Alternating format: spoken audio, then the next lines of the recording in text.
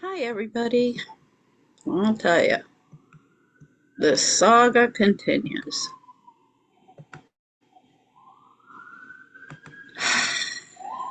So I couldn't believe it. I've been working on Ancestry and a lot of it's cost me $32 for the month. That's a lot of money for me, so I got to make it work. I've got to make it worth my while. So anyway, I've been working on that. I have a whole bunch of stuff to expand on. I mean, I've been working for a long time. But lo and behold, of course, I'm listening to these podcasters, and Gary Melton uh, leaked Erika tapes. Do new recordings prove Candace Owens right? Was Erika Kirk working with Epstein to traffic women? I mean, I was like, what is going on?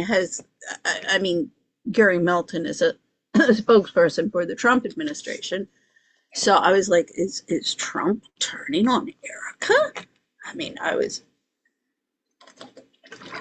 he going to throw her under the bus?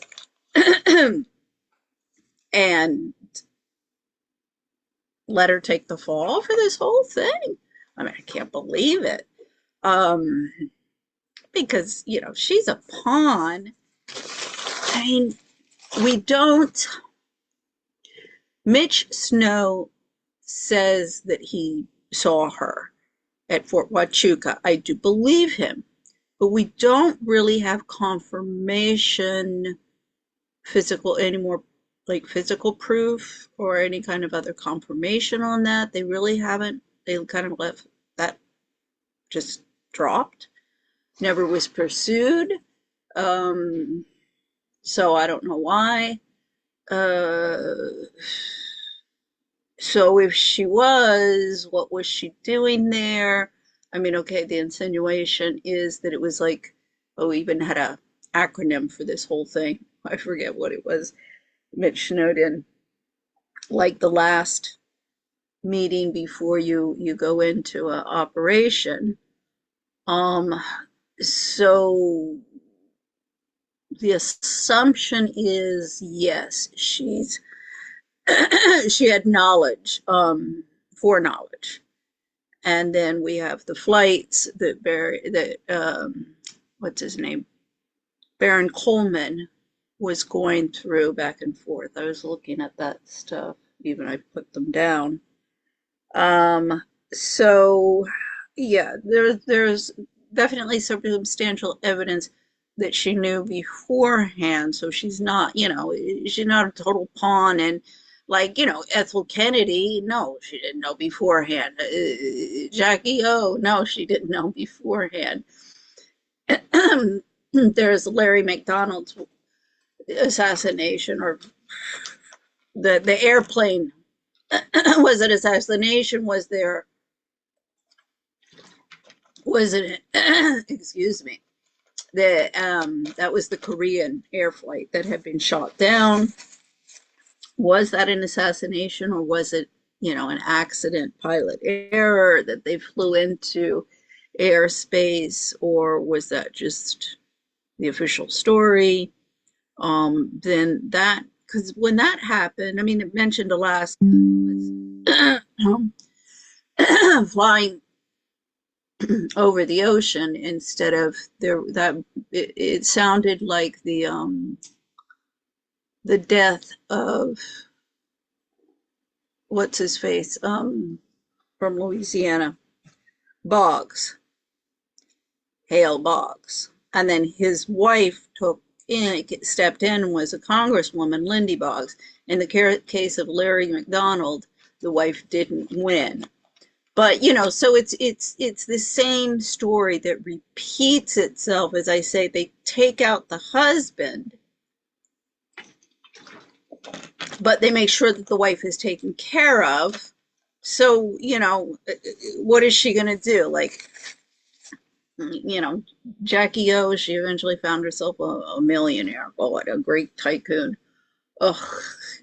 I mean, how could Jackie have married that guy? But anyway, Ethel was given the RFK human rights, which has become a arm of the woke illiberals under Kerry Kennedy and Ethel, and promoted backstabbing witchery in Washington uh, under their watch. So it's as I say, Erica's taken this kind of to a new level. This is not, this is what people kind of, oh, so scandalous. No, this is assassinate them, take them out, politically, um, or physically. For example, I think Richard Nixon, you shoot another guy, assassinate another president, that's not going to look too good right after JFK, hence Watergate. And that then political assassinations, particularly with the Clintons opening the door to all of that, became par for the course and even la mode. Yeah, so as I say, but Erika Kirk is just a product of her time. I mean, look at Hillary Clinton. There's an article I still haven't read. Somebody that I worked with, a bartender, he said, yeah, look at the article. It doesn't pay to be friends with the Clintons. It's like all the people who have died around them. Yeah, so like everybody used to be like, well, at least it's not as bad as in communist Russia or communist China. It's like, yeah, no, well, guys, we'll listen to Tucker Carlson.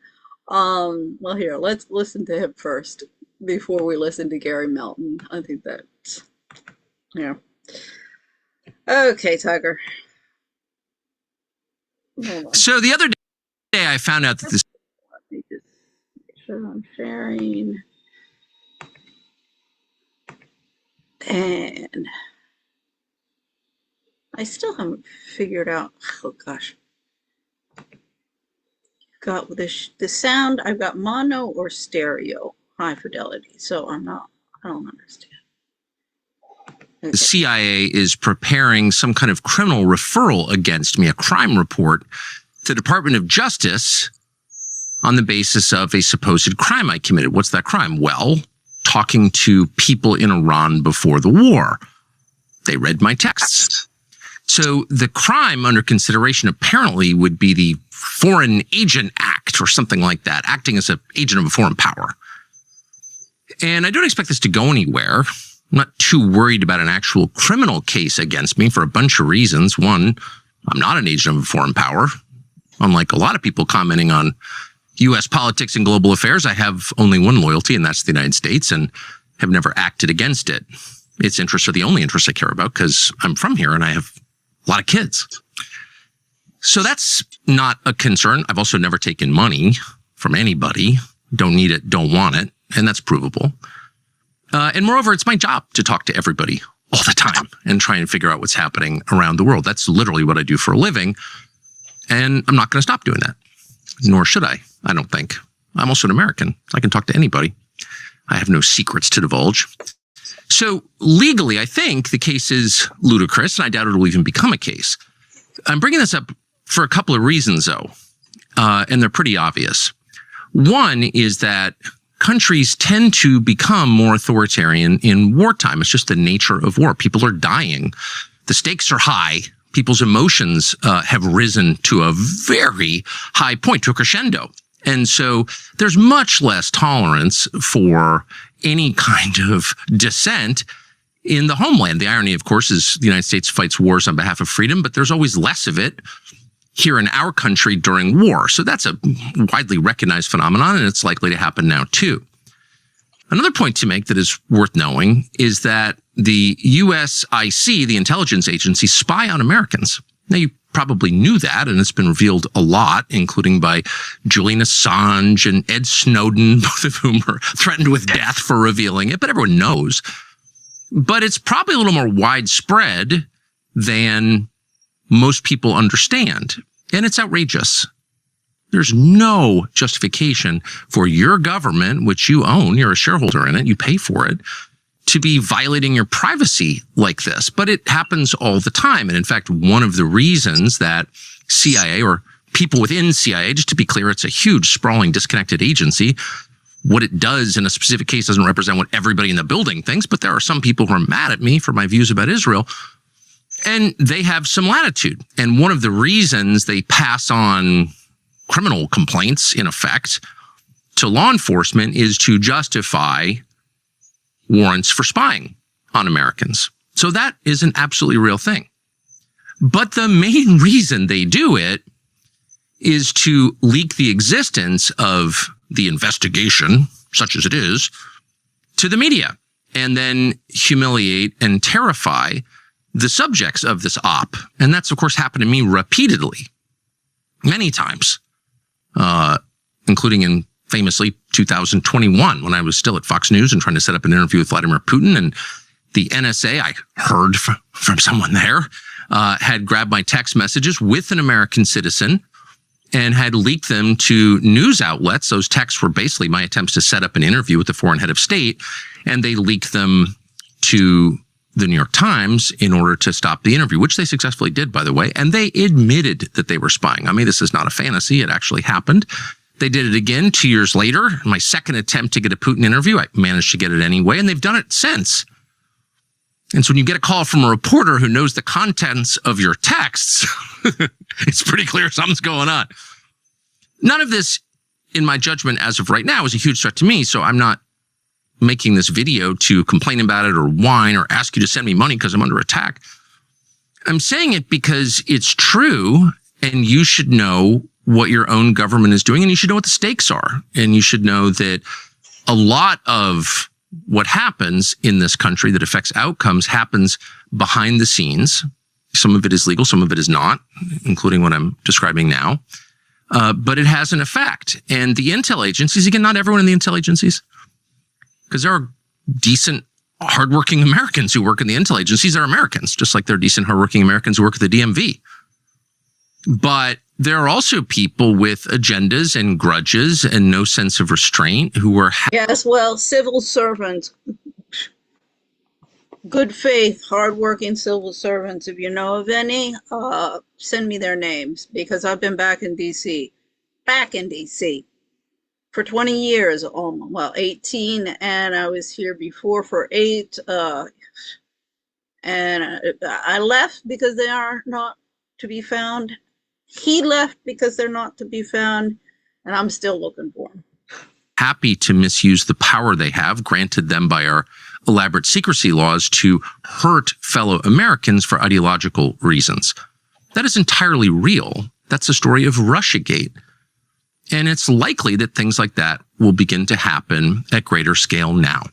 So you should just know that going forward. Thanks. Yeah, well. Okay, well, thanks, Tucker. Oops, come on. Okay, so, yeah, as I say here, this was, we're going to listen now to Gary Melton. Well, now, because I found, or something I found out from this video, because he talked about Jen the producer, podcast Jen the producer. I'm like, I can't find a Jen the producer podcast. So who is this Jen the producer? Then he says, Jen, my producer. I'm like, oh, okay. And this one, he says, Jen, my producer. Oh, okay. So that's Jen. But then apparently that's his wife. And so his wife's name is Summer. So I don't know, they're two different people. The two women that work for him, that both are military, because his wife's military as well, or they're the same people and just using, for whatever reason, have different names. Because effectively, his company is with him and his wife, Summer. So, and she's apparently the brains, behind the podcast. So maybe it was her that kind of forced his hand to do this. So that's, well, those are questions to be asked and answered. Looking forward to a day off, but then some things dropped, and I think it's just super important that we address them. Yeah, I was like, what dropped? Ooh, lordy lord. We'll find out. Right off the bat, I do want to welcome my fabulous co-host and producer of the show, Jen. Thanks for jumping in here real quick. Not a problem. Hey, everybody. Hope everybody's doing well. Can't believe we're doing this on a Saturday. Yep, I called Jen. I was like, hey, I'm going live. Hope you're ready. This was an emergency meeting. Emergency. You got 30 minutes. The crazies never take a break. It's wild. That's for sure. Yeah, it is wild. And strangely enough, I got a text from, he decided to send this to me last night, Project Constitution, which will be the object of our affection today. But before we get into all that, I do want to say hi to everybody out there, and I hope you all are having a good Saturday. I'm going to say hi to Tammy McDonald, Debbie Blue, Love USA 595, Gina Faye, Holly Eldred, just saying for sure, Oscar Leroy, and many, many more. Folks, we appreciate your support. We appreciate you tuning in, and we are going to bring you some truth. Now, I know a lot of people have already kind of beaten me to the punch on this. And already started putting out videos debunking these things, and that's fine. That's great. I'm glad to hear it. But the reason I think it's so important is because once things like this get out, what's the old saying? A lie goes around the world before the truth even has time to put its shoes on. Once things like this goes out, you can never correct the record totally. Or put his pants on. Apparently that was Winston Churchill. I don't know. There was some contesting that, but the original from Winston Churchill is a lie can make its way around the world before a man can get his pants on. Or at least it takes 10 times, 20 times, 30 times the amount of effort to correct the record once these salacious, sensational nonsense goes out. And it's happening all over X, especially. I also know I've been talking to people that are big on TikTok. We have an account on there, but I'm never on there. It's all over TikTok as well, and I'm sure it's all over other social media platforms, but X is what I was paying attention to today. So, I guess we'll just jump right into this. So let me show you what I woke up to this morning. Was this post right here. And I'm just going to make this big and let you guys see what's happening. We're going to play this audio. Emergency. So this is what we got from Project Constitution, one of the biggest grifters. And thankfully, just a few minutes ago, all right, we finally got a community notes on this after it was seen by over 9 million people, and really more than that. And I'll tell you, I know right here it's saying 8.4 million, but I'll tell you where that 9+ million comes from, because it was reposted by a lot of other people. The smoking gun. Leaked DOJ wiretap audio captures Erika Kirk scheduling underage girls for Epstein. That title right away lets you kind of know where we're going with this. I have been sent a bombshell audio file, and I have verified its authenticity. This is not a rumor. This is not a theory. This is a recorded phone call from DOJ's own website, hidden in plain sight within the released Epstein files, data set 9. Now, I'll just tell you right now, this is an actual call from the Epstein files. The direct link is posted below for anyone to check in the whatever. The audio captures a young girl who clearly is an informant for the DOJ on the recorded phone call with Erika Kirk. Erika Kirk, bold. You can hear the DOJ agents coaching the girl before and after the call. This is their second attempt to get Erika to incriminate herself and Jeffrey Epstein. The voice is undeniably Erika Kirk's. There is no mistaking it. And what she says on the call is absolutely damning. In the audio, Erika confirms she is working directly for Jeffrey Epstein.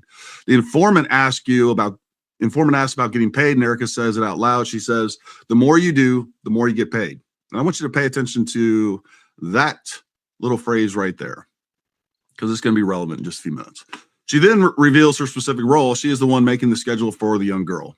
The most horrifying part of this, the informant says, I can bring my sister too, so you can get paid more money for her also. Erika's response, yeah, well, that's what I'm saying. I'm working tomorrow, and me and him are going to put a schedule together for you and your sister. Let that sink in.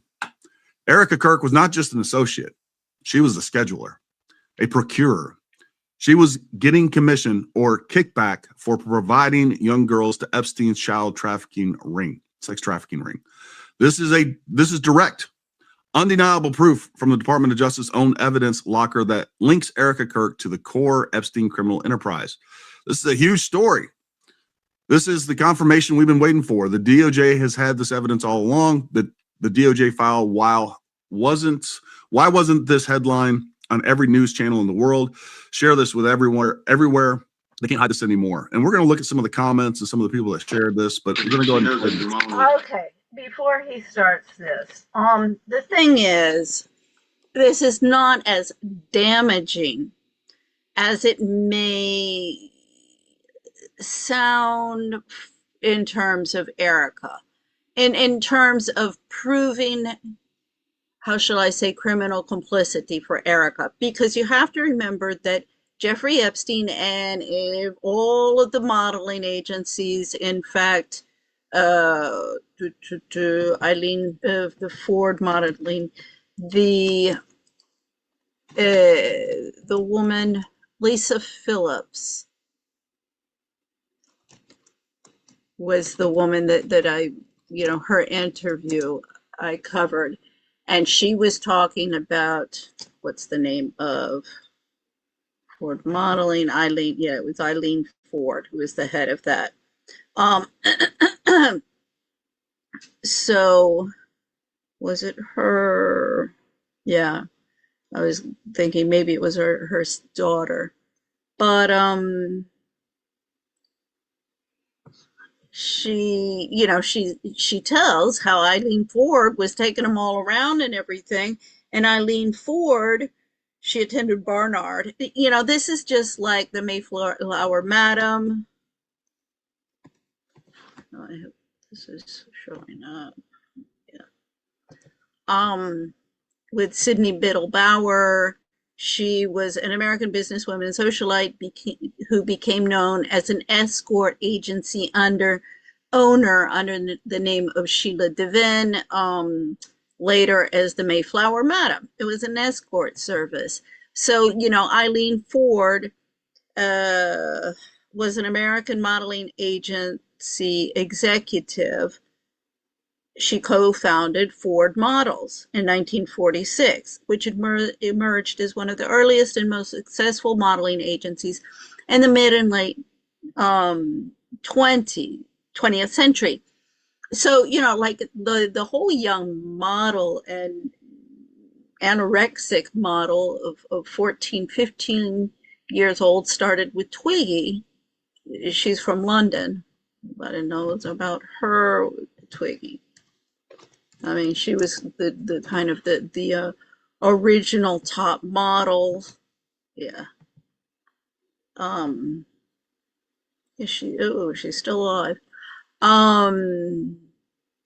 Is an English model, actress, and singer.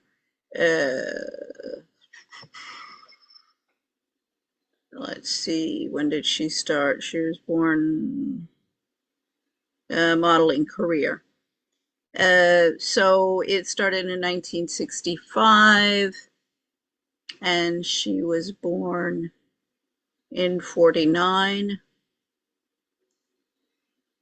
So she was, 16 years old at age 16. So, this whole stuff of the young models has, and New York and Paris and London, being the center of that, and let's just say there's been a very, how shall I say, fine line and gray area, and I'm going to turn a blind eye to the Donald Trumps who like them young. Because this is, to put this solely on Donald Trump is not fair either, because, Jeffrey Epstein likes them young. So this is I don't know, with Donald Trump, I don't know now, my God, there's so much coming out about him. So this has been going on for a long time, and New York has been the center of that. So, Second phone call attempt at. Oops. Jeffrey Epstein was involved with, Lex Wexner. He had Victoria's Secrets. And I have to tell you, I love Victoria's Secrets. I just, let's just say it should have had another owner, and Abercrombie and Finch as well. I liked the products. Again, I wasn't aware of what was going on behind the scenes. But yeah, so these young models, these girls, did this girl think that she was, because it says the more you do, the more you're going to get. Well, that's also, well, if you go topless, if you'll do topless and if you'll do nude, they're going to give you more money. That's not illegal. If that's what Erika Kirk thought she was doing, in setting up these girls, that, you'd have to prove beyond that she had knowledge if that's what she was doing, and that's what she was doing. As I say, what this recording does, and I mean, I have a very good ear for voices. I mean, very, very good. And it does sound like Erika Kirk. You're going to have that verified by these voice software they have now that can definitely verify it, or at least give it a good percentage of probability. But as I say, I have a very good ear, and that's definitely Erika Kirk. Now, is the recording doctored? I don't know. However, what I am saying, okay, so this does establish definitely, and I'm pretty sure that would be Jeffrey. I don't think she says Jeffrey Epstein, so perhaps it's another Jeffrey. As I say, I'm playing devil's advocate, and any good lawyer, whether they're whichever side they're on, they're going to be asking themselves these questions. Or journalist, investigator. So, because the objective is to find out the truth. This is what I like about this young black man who apparently is the one who came out, released this. Now, where did he get this? Who sent it to him? That's another question. Was it doctored? Is it, can it be authenticated? But anyway, let's just take it at face value. So again, as I say, you don't establish his contact with Epstein or Jeffrey Epstein. Let's just assume that that's who she's talking about. But is she talking about, well, send over your photos. I'm going to get your photos over to him, and we're going to send it off for modeling jobs with Victoria's Secret. It could be that. It could be more nefarious. As due process has been my thing from, you have to establish, you have to present evidence that, how shall I say, actually concrete evidence that proves somebody did something wrong. Here, you have some very damaging information, but is it smoking gun proof that Erika Kirk was knowingly trafficking, sending young girls for sexual activity is not established, is all I want to say. That hasn't been established. At 4:26 p.m.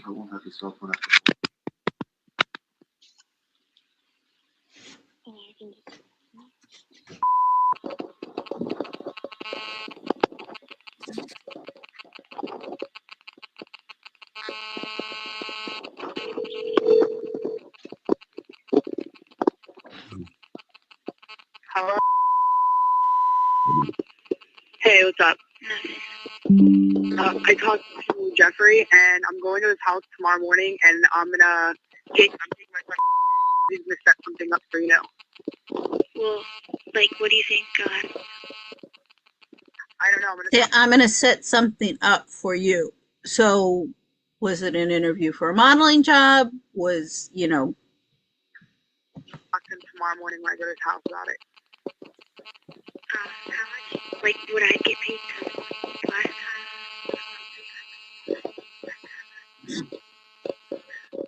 Talk to him. I'll talk to him tomorrow, and then I'll bring See, I couldn't understand exactly what the girl said. you in the next day and talk to him about it. How much do you pay? Like, I don't know what I want to do, and I just have an idea. I don't know. You're gonna have to talk to him about it. I mean, I don't really work for him like that. I just bring girls to him, and they work for him. So you're gonna have to talk to him about it. Yeah, I just bring girls to him and they work for him. I mean, okay. Was it legal or illegal work that they were doing? You see my point? That's what I'm saying. When you work for him, I'll bring you in, and you can ask him before you work. Like, what can I do to make more money? Yeah, well, like, if I don't have to do it, you get paid for money. The more you do, the more you do. Yeah, I think they said the word ads in there. So I do believe that would be for advertisements, which is not damaging proof. The more you get paid. Okay, so I mean, I don't know. Talk to him about it.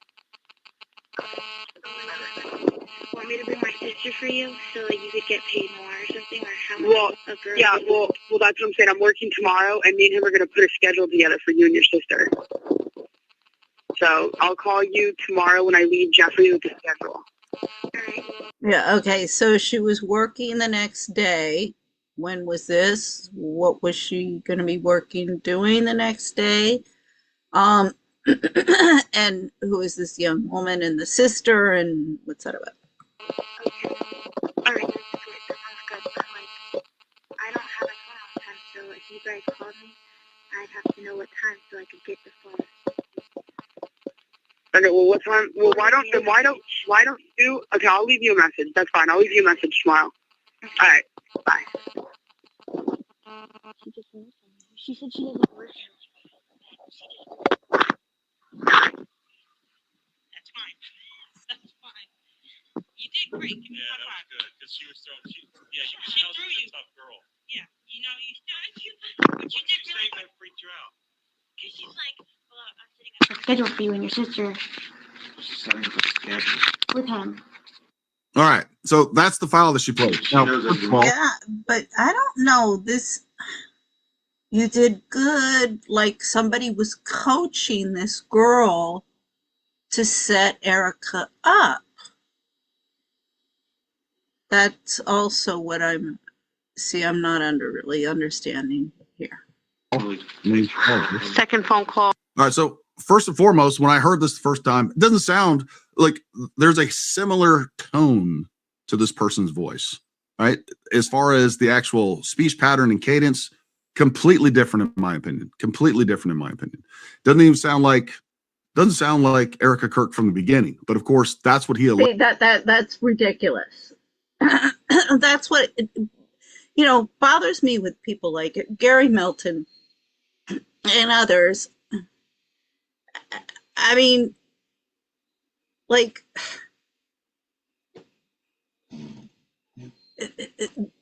that can be proven. It sounds like Erika. Go for things, spend a little time, put in a little effort to figure out what the problem is here instead of, well, I just don't think it's her. And that's the easiest way. And we're not just going to think it's not her, and we're not even going to take it. Well, that's not going to make people go away. ledges, and then you go through and he's just so sloppy in his work. It makes me, and his wife's the brain. Yeah, okay. look at the comments. The comments in here are unbelievable. I'm sure they're starting to get cleaned up a little bit. But on the immediate, when this was first posted, everybody on here was like, we got her, all of these things. And see, this is what's disgusting me. We got her. It's just witch hunts, witch hunts. What everybody should be concerned about is finding out the truth. What happened here? Not just we got her. I certainly am no fan of Erika Kirk any more than I am of Megyn Kelly and a lot of the stupid dumb blondes out there. But I don't want to get them just to get them. These people are reposting, including Ian Carroll and many other big accounts that I went through and responded to. I mean, it is unbelievable. And then my response to all this was this right here. And I want you to see this because I took some time to write this out and I think it puts it in words, but they are trying to get Erika Kirk murdered. This has to stop now. And I mean that. There is no other thing that you can point to. And this has to stop now. Who are you to say what has to stop and what doesn't have to stop? And this, you're going to get Erika Kirk killed. Buddy, she took that. She wanted to become CEO of TPUSA. She didn't want any of that bullshit. Well, then she should have just quietly gone away, taken the money, the millions and millions. I think Tucker Carlson alone, it was over $5 million, and gone quietly away and with her children and be done with it. Understand that this comes on the heels of the last 2 episodes of Candace Owens, where she is intentionally trying to directly link Erika Kirk with zero evidence, by the way, with nothing more. This is a man who goes into battle, into war. I mean, we're on a battlefield, buddy. More than innuendo, suggestion, no evidence at all that she was ever associated with Erika Kirk. And by the way, I mean, with Jeffrey Epstein. There is definitely evidence. And this type of thing coming from Gary Melton is just reinforcing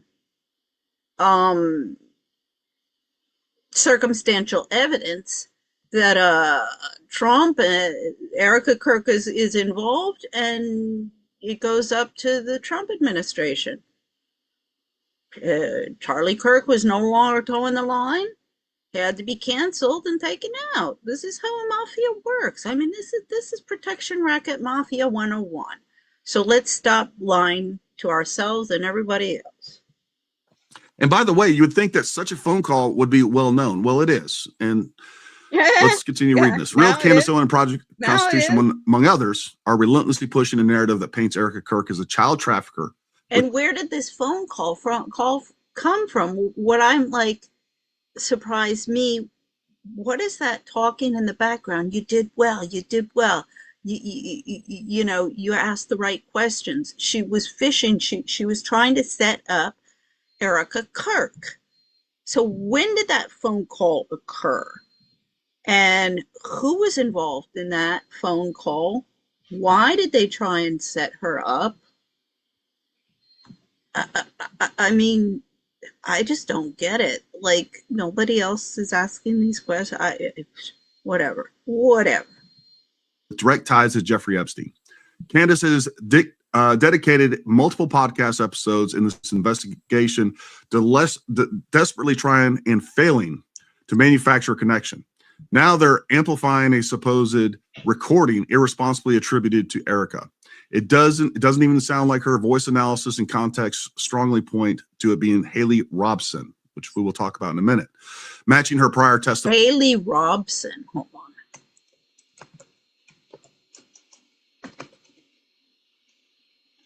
Robson. What is this? Okay. Haley Robson. Okay. Well, I'll listen to her and I'll check that out. Okay. Let's go. Testimony exactly. This is no accident. They're deliberately converging to the most volatile, rage-inducing topics in fringe circles right now. The endless Epstein files obsession, which, by the way, there's already been an attempt on Trump's life by someone that was obsessed with the Epstein files that went to Mar-a-Lago and was there to kill Donald Trump over the Epstein files. The deranged Candace cult convinced Erika somehow orchestrated Charlie's. And was that a psyop? Or, come on, you guys, you're so involved in some,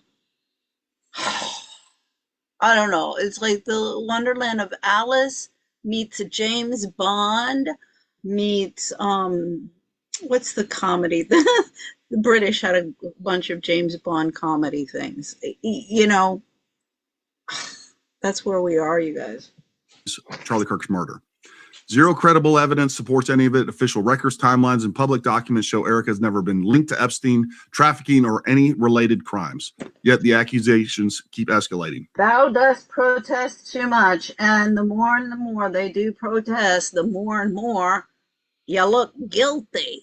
As what's her name? In Cyprus. Oh, what's that podcaster, the young woman's name?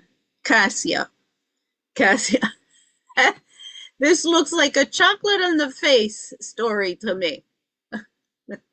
Something about chocolate on the face. Like a chocolate on the face.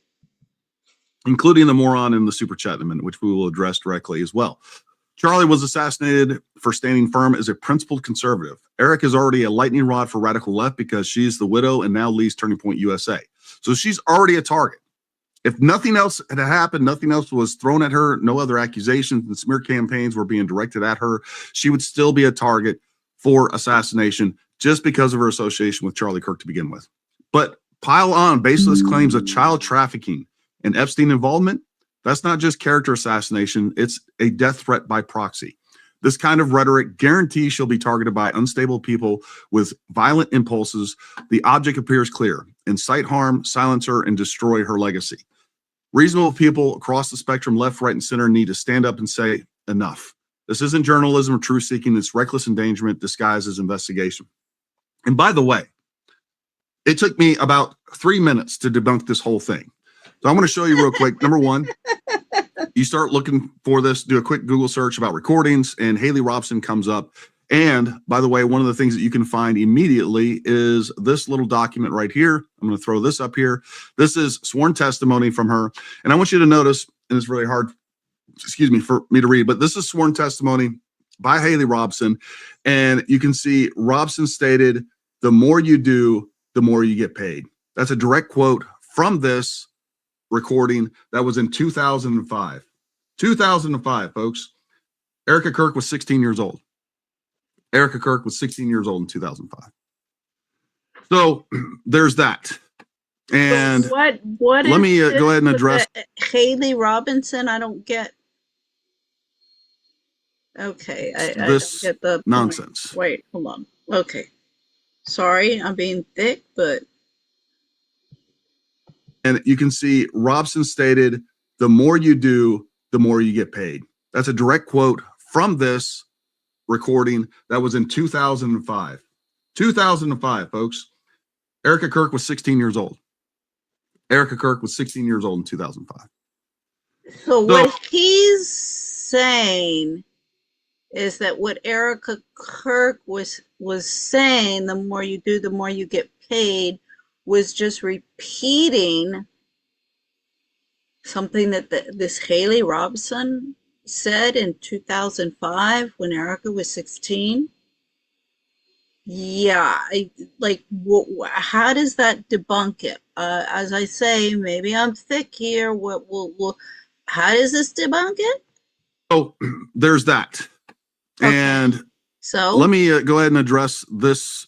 The more you do, the more you get paid is not some like code word or dicho moderno. The more you do, the more you get paid. I mean, like, what? Nonsense. Yeah. Erika's charity in Romania. What about it? She had a charity in Romania. Now, what Candace has tried to do is take a whole lot of words with zero evidence. Well, I mean, this man particularly, if he's been involved in all of the military and global, I mean, if he is not aware of the problems of child trafficking by all of these adoption services and how shall we say, any of the charities that work with children and need to be scrutinized very carefully. Either he's stupid or he's involved. Because anyone who is in the international community and is not aware of that problem, as I say, either they're stupid or they're involved. No. This is very well known. Anybody that'd be an idiot. Linking her to anything that was criminal or anything else. She tried to make her look bad because she was working with the U.S. Marine Corps, who is not going to be associated with anything illegal. They have been doing all branches of the Army, but Let's whitewash everything. I mean, come on. especially the Marine Corps has been doing charity work with Toys for Tots for a really long time and working with different. What is the Marine Corps doing with Toys for Tots? I've heard of Toys for Tots. Because that's an organization. Okay, well, that needs to be, that's been around for a long time.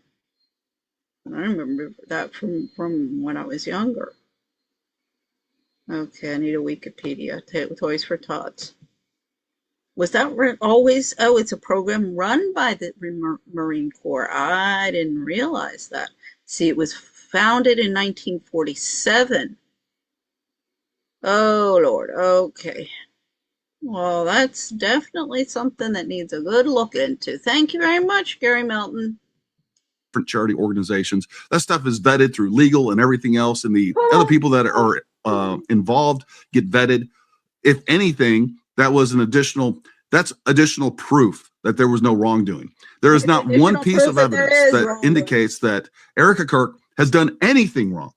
There's a lot of slander, a lot of everything that so far that Candace has put forward. And I know because we watched them together. I keep hearing, well, if you just watch the whole video or the whole series, or I've watched it all, folks.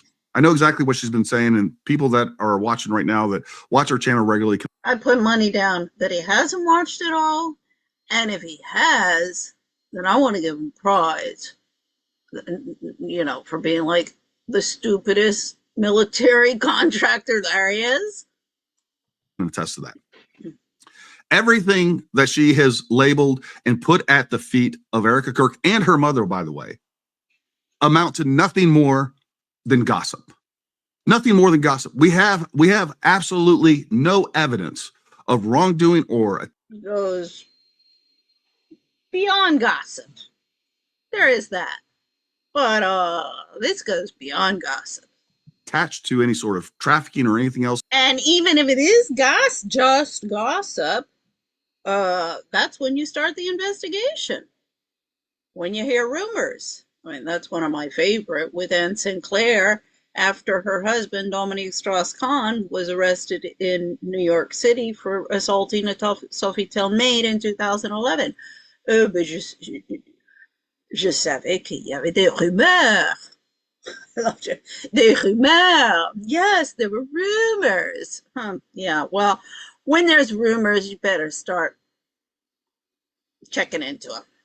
Because a lot of times, it's just smokes and mirrors by a bunch of backstabbing witches and son of a bitches. But sometimes it's not. And that's why you have to investigate when there are rumors. This is a slander campaign, and unfortunately, it's very effective. No, it's not. Her inappropriate text with a 15-year-old girl. That has been. I know a slander campaign when I see one. And I mean, I'm pissed off, if you will, at Candace Owens because I think that, it's not going far enough. Debunked. We've had Lisa Knows on. We've talked about it at length. There's nothing there. You could even say, look, I will say this. On the face of it, it looks inappropriate and probably was. With that being said, that's as far as you can get. Well, wait a second. I thought he said it wasn't Erika Kirk. Now you're backtracking and saying it was? What's going on there? This is well over what, 10, 15 years, 10, 12 years ago, something like that. That there's a far cry from an inappropriate text to she was grooming her, which was the allegation made. And that's a huge difference. Candace coverage about what she was working for in New York. She's got nothing. She alleges that there are people, anonymous. Now, and do we have proof that this phone call would have been 2005? I don't know. Sources that says that she went to this modeling agency for meetings. And then she goes and says, well, Jeffrey Epstein was regularly going to that modeling agency and was there. So again, that's alleged as well. Like, we don't even have anything that corroborates that information. It's hearsay upon hearsay upon hearsay. And it all leads to slandering, defaming Erika Kirk with zero evidence whatsoever. This is there's no case against Candace or anyone else for slander or defamation. Really. He's going to have to pull them out and pull out the evidence with clip by clip, because there is none. They have covered all of them. Everybody has covered their ass. Nobody should be taking this seriously, but yet these morons do. Gary. Oh, anybody who questions Gary's knowledge and worldview is a moron. Anybody who questions the retard's worldview is a moron. Okay. You are a shill. I'm not a shill. Again, we're out here covering the truth. We're providing evidence, and that's what these people are allergic to. I do want to throw this up here as well, real quick. And Gary just got over. He loved it. I loved it. He called it the man flu. What's a man flu? What the fuck? Bill Fisher did a great job. I think he really summarizes what's going on here. It's a complete leftist tactic. Paint your enemy in the worst terms, whip up the loonies, and repeat it over and over again until someone does the dirty work for you because they believe in the villain you are, the villain you created. Like you said, it's obvious at this point. And that's what leftist tactic. This is a psychopath tactic used by both sides. This is. They create these narratives. They come up with this. Yeah. Just a slander and gossip campaign is what this is. And they repeat it over and over and over and over again. Until everybody believes, oh, there's something weird going on with. That's why you look into the evidence and you call them out from the beginning and you go, you're a lying bitch. It's not true. And if we had more people who were actually looking at evidence when somebody comes out with this, oh, okay, yeah, I heard that as well. And I checked into that, and that's a lie. And actually, the other one, that's true. But you know who was actually involved with that? See, that's if everybody in the community wasn't just drinking and passing out Kool-Aid, then we wouldn't be here. With Erika. And it's like an office gossip campaign against somebody else. I've seen this happen 100 times. I've just never seen it on a global scale like what we're seeing with this. And most people would be, even within the office, like, dude, it doesn't matter if you're dealing with 5 people or 5 million people or 50 million people. It's all the same. Making stuff, that's hearsay. Don't spread that around. But not here, because we have no adults in the room. No, that's for sure. It's infuriating and it's insanity. Yeah. At the same time. I did want to show you guys as well. Now, I will say this. Candace did come out, again, after we got over 9 million views on this thing, and plus some. All right, the audio going around is not Erika Kirk. It was sent to me many times over the last month. My team was able to debunk it, which is why we did not include it in our series. Erika's verified connection to Epstein's orbit is via Faith Kate's Next Model Management, which it is not verified. There's nothing verified that Erika Kirk has ever come in direct contact with Epstein. Okay. And I mean by direct contact, a phone. Listen, this I hadn't heard. Maybe I wasn't in the room. But hey, Candace is saying that this audio going around is not Erika Kirk. It was sent to me many times over the last month, and my team was able to debunk it, which is why it was not included in our series. Okay, I don't know. Did they have a voice? Because it sounds like Erika Kirk to me. But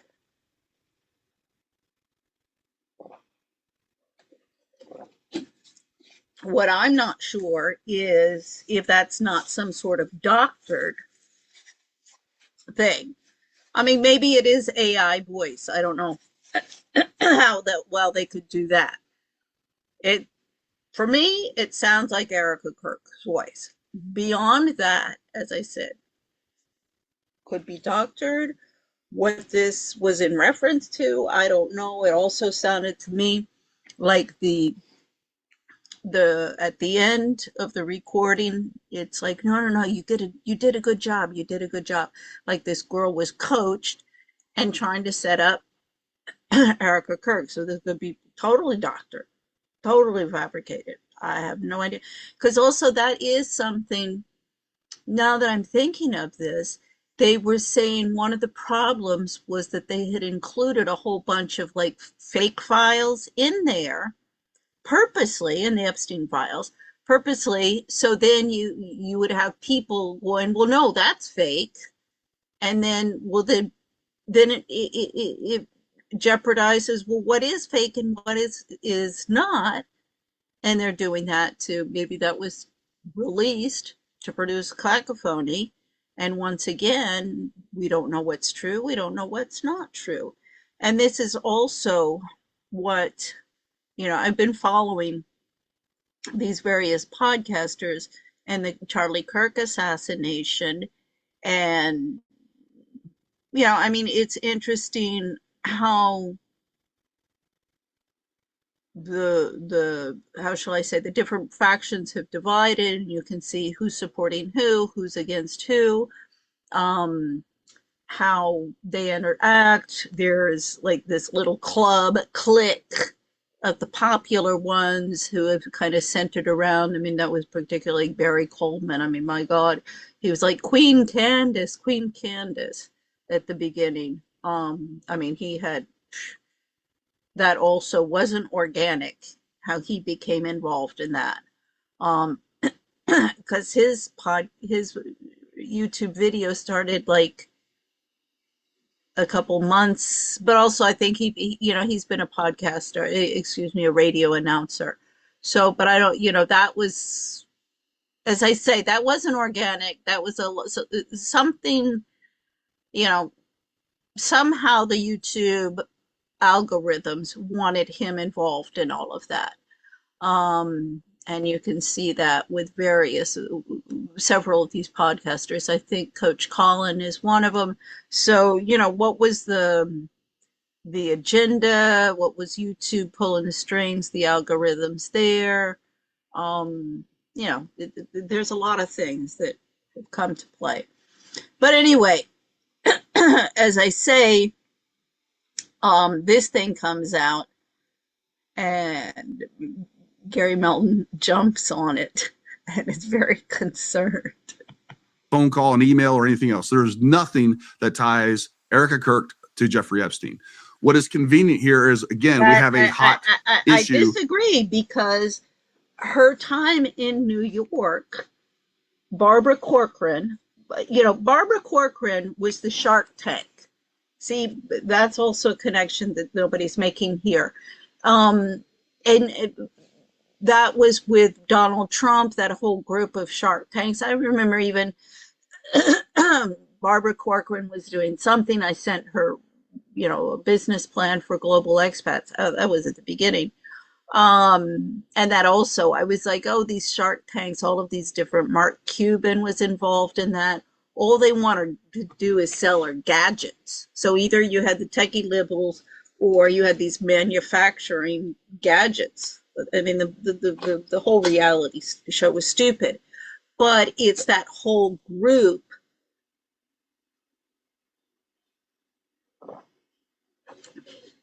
Excuse me. It's that whole group of New York media, entertainment media racket that involved Donald Trump. He was on Shark Tank or whatever his show was called. Barbara Corcoran was, Mark Cuban. This is all this little protection racket. And Jeffrey Epstein was all a part of that. So, definitely Erika Kirk, this is when she goes to New York and is involved with Barbara Corcoran. We'll pull her up.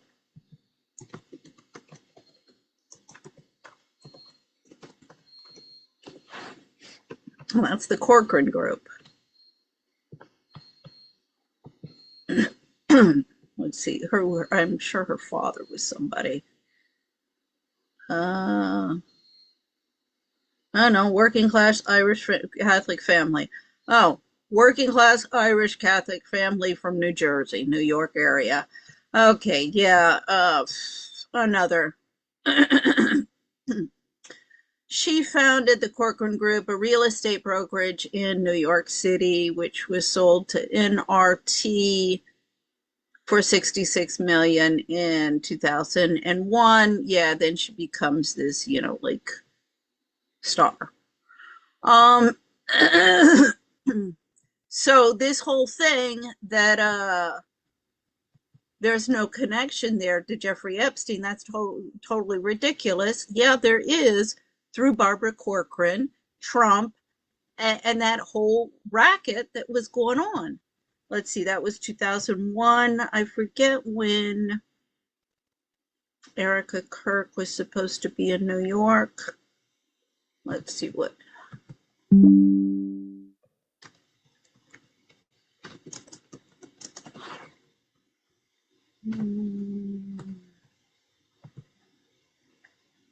I mean, this American businesswoman. My sister, my younger sister, I'm a businesswoman. I'm like, yeah, let's let me see your financials before you start saying that. Okay, so her career. Okay, so Miss Arizona in 2012. Then she's on that a reality show. Gosh, excuse me. Sorry. They were in 2019. She attended high school. Let's see, 8 games, 2000. So she goes to university, yeah, 2007, 2008. Yeah, we think that's the year that she got pregnant. I'm like, come on, you people. She didn't see anybody but the pastor's wife for 6 months. I'm sorry. That is like, I mean, take us back 100 years and you will have every single tongue of every single woman in the community wagging about that sounds like a baby to me.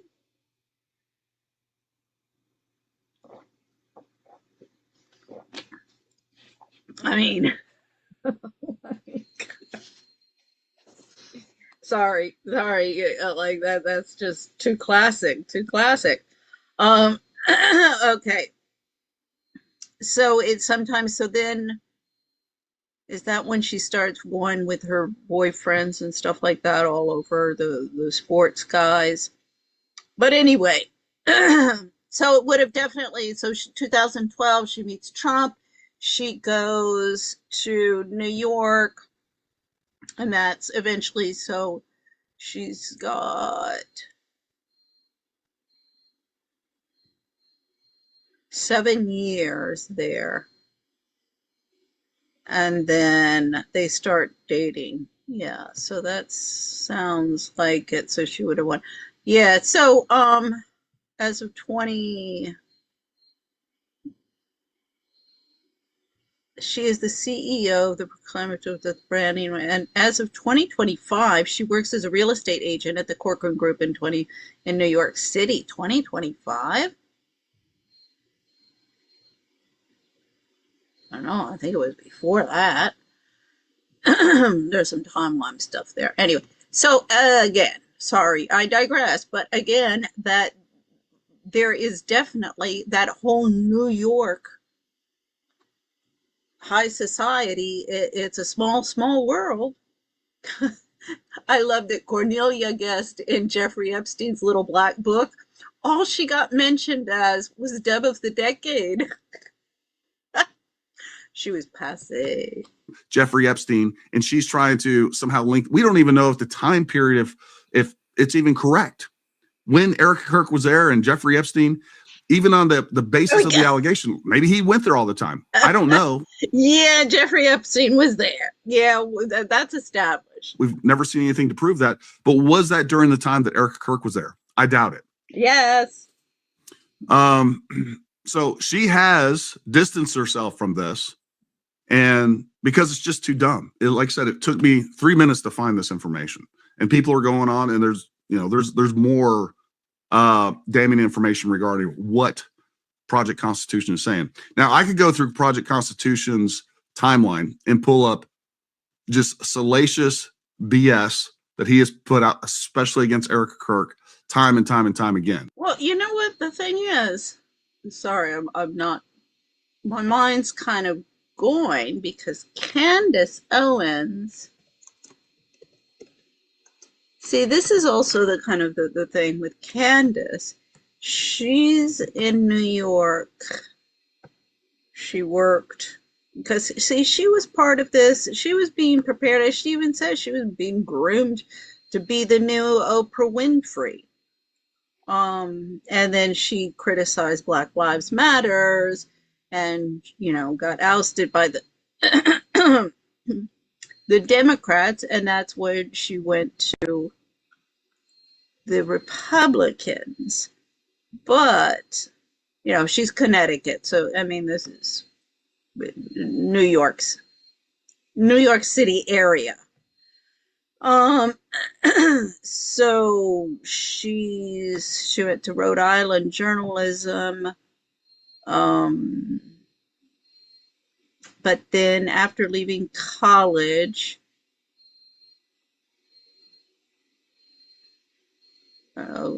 so she later finished her journalism, but I mean, for me, that's like neither here nor there. I mean, I have my business degree from GW. I mean, I did the same thing. So anyway, she was named, her first year was 2007.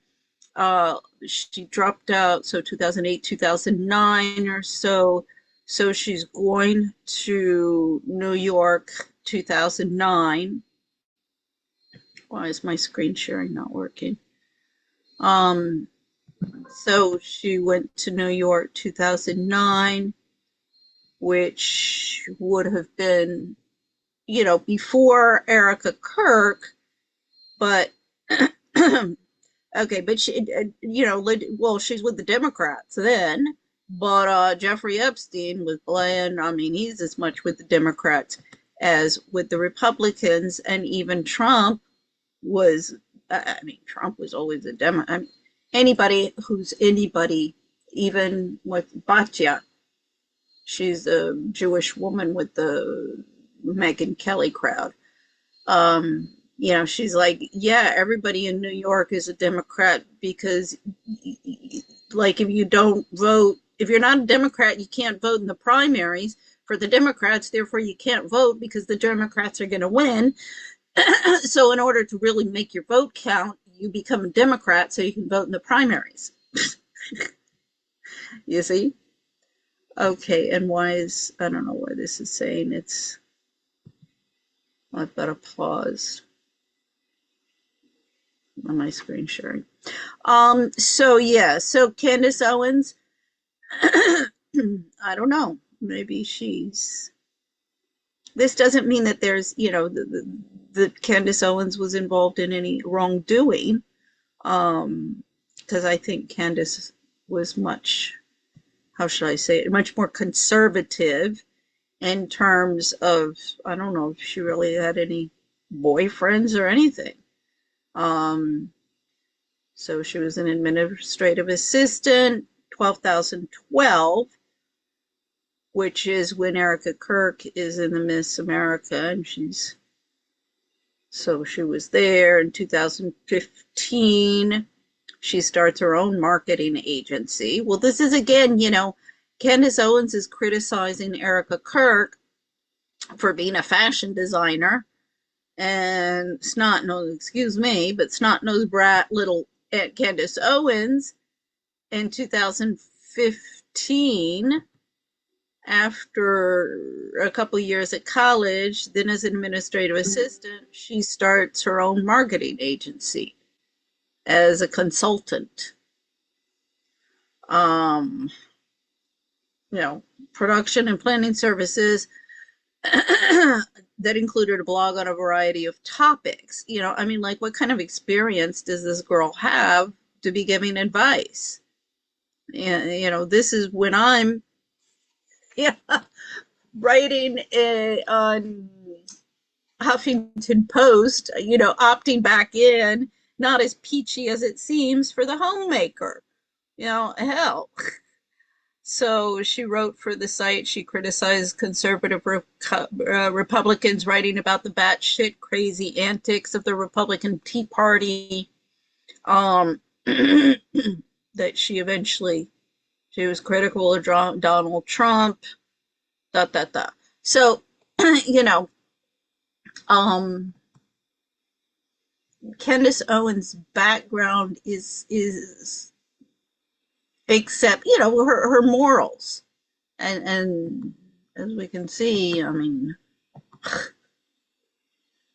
apparently Erika Kirk was always one of these Christian girls, who I've had it. They were even saying all of these evangelical Christian girls were always the ones who were getting pregnant because nobody was talking about it with them, talking about sex. So anyway, we'll go on. I digress. All right. We kind of understand. I have more time to put it down. But What? the guy, and he's no different from the rest of them. I mean, just he's slightly worse.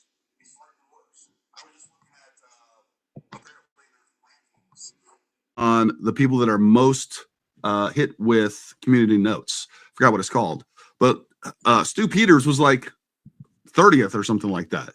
That guy's been hit with more community notes than just about anybody on the planet, and he'll be pushing this stuff too. So there is a huge network within Candace Owens' orbit that has continued to push this defame, slander on this campaign against TPUSA, Erika Kirk, and of course, continuing the grift that is surrounding this entire conspiracy nonsense, in spite of so much evidence against what they're saying. Jen, I've kind of filibustered a whole bunch there. You got anything to add to that? Yeah, if you look down on Project Constitution's post, Yep. you'll see this isn't it's like in the comments of the post. I'm going to put it up here. Yep, please do. This is what he put. This post is my personal opinion and interpretation of publicly available materials. All claims regarding the identity of voices in this provided audio are based on my own research and belief. This post should be viewed as an investigative commentary and not as an absolute statement of fact. Now, this was only seen by 286,000 people, whereas the actual post where he said it's undeniably her, and this is proof, was seen by 2 million. So this is what he does. Yeah, this disclaimer thing that he's doing, like, this is my personal opinion and interpretation of publicly available materials. I mean, your interpretation, you know, I've got a problem with his disclaimer there. To try to keep him from getting sued. And by the way, it wouldn't work. All right, this disclaimer after the fact would not save him from any sort of liability on this whatsoever. I agree. If he's maliciously, it's just disgusting to me that these people are out doing this. If there's some malicious intent here, I agree. He wouldn't be liable. But what for me, what is the most damaging thing here is Gary Melton jumping in. I would have listened to this thing and been like, well, this has a lot of problems with it, you know, from Project Constitution. It was Gary Melton jumping in on it, going, nothing to see here, move along, move along, move along. That was like, what? Something's here. And I don't know if you saw, there are so many candy canes out in our comments today. It's wild. Yeah, it is wild. I love how these two call them candy canes. And you know what? Somebody was talking about, well, before I banned her and realized what she was doing. Somebody was talking about this was a little clickbaity. Gary Melton's thing starts out about how he's all freedom of speech and everybody's welcome and he protects the people's freedom of speech, and then he tells about who he banned. It was clickbaity. As a matter of fact, I talked to Jim before this. I wanted something that would entice the candy heads to come in so they could actually hear some truth. And you guys know I try to stay away from clickbait titles, much to my it doesn't help me, right? Like part of getting views is putting out clickbait titles, and I try to avoid that as much as possible. But the insanity that is going on with all of this, when you look at it as a whole, it's absolutely crazy. It's absolutely crazy. I know Patriot Dad, he's been putting out some content on this. Artie Trolls, he's in the comments from what I saw. Patriot Dad is another that he needs a good looking at. I actually invited him to come on. He put out another good video. You guys need to go watch that. But the fact is this, we need to see this for what it is. And again, when it's coming from our side, no matter what we put out, I don't care. You take some of the biggest names on the side of truth. Nothing we put out is going to get 9 million views plus. It's just not, because their people are working hard to push the disinformation. They don't care if it's true. They don't vet it. All they want to do is just smear and defame Erika, because that's what they want to do. And TP USA and ultimately Charlie's legacy. And that's the goal here. And there's so many different I mean, this is where, Gary, when he gets on this, they're just out to destroy TP USA. It exposes, and this gets into, my last posting and what I agree, Elizabeth April, she's the remote viewer of like quantum physics and alternative realities and stuff like that, and just how psychopaths and schizophrenics, they do have a completely different worldview. I mean, this gets into Ethel Kennedy, Bobby Kennedy's interview with People magazine. I mean, I loved it. He said, yeah, my mother, she saw the world as friend versus foe. My mom was the same way. My sisters are the same way. My brother's the same way. I mean, most of the people that I know are the same way, and they're either friends or foe. And as Bobby said again about his mother, they're fair weather friends. Everybody's commodity and to be used or discarded. Now, to a certain extent, Homo sapiens people, if you live in a community, it is a collective effort, and you are a division of labor. So the person who makes the flour, then you have the person who makes the bread. To a certain extent, well, yeah, you're using each other, husband and wife. You're using each other for survival. But if your relationships never go beyond that and to something deeper at a deeper level, well, first off, you really know, you're just an animal. You're not a higher level species. I mean, that's the difference. That's what separates Homo sapiens from the rest of the animal kingdom. So, you're gonna buy into the whole Goyim stuff. I keep on telling all of these social media influencers and socialites and etc. Who talk about branding. their new branding, Meghan Markle, she's always trying to like rebrand herself. They're trying to rebrand themselves. I'm like, you guys, you might want to stop criticizing that everybody's calling you a bunch of cattle. All you talk about is branding. Just saying. Objectives that they're achieving because of that. It's destroying MAGA, it's destroying the right, the conservative party. We may very well end up losing the midterms, and they're like, good. They are complicit in destroying this country, and that's what they want to do. And they want to tear down something like TPUSA that's done nothing but good for this country.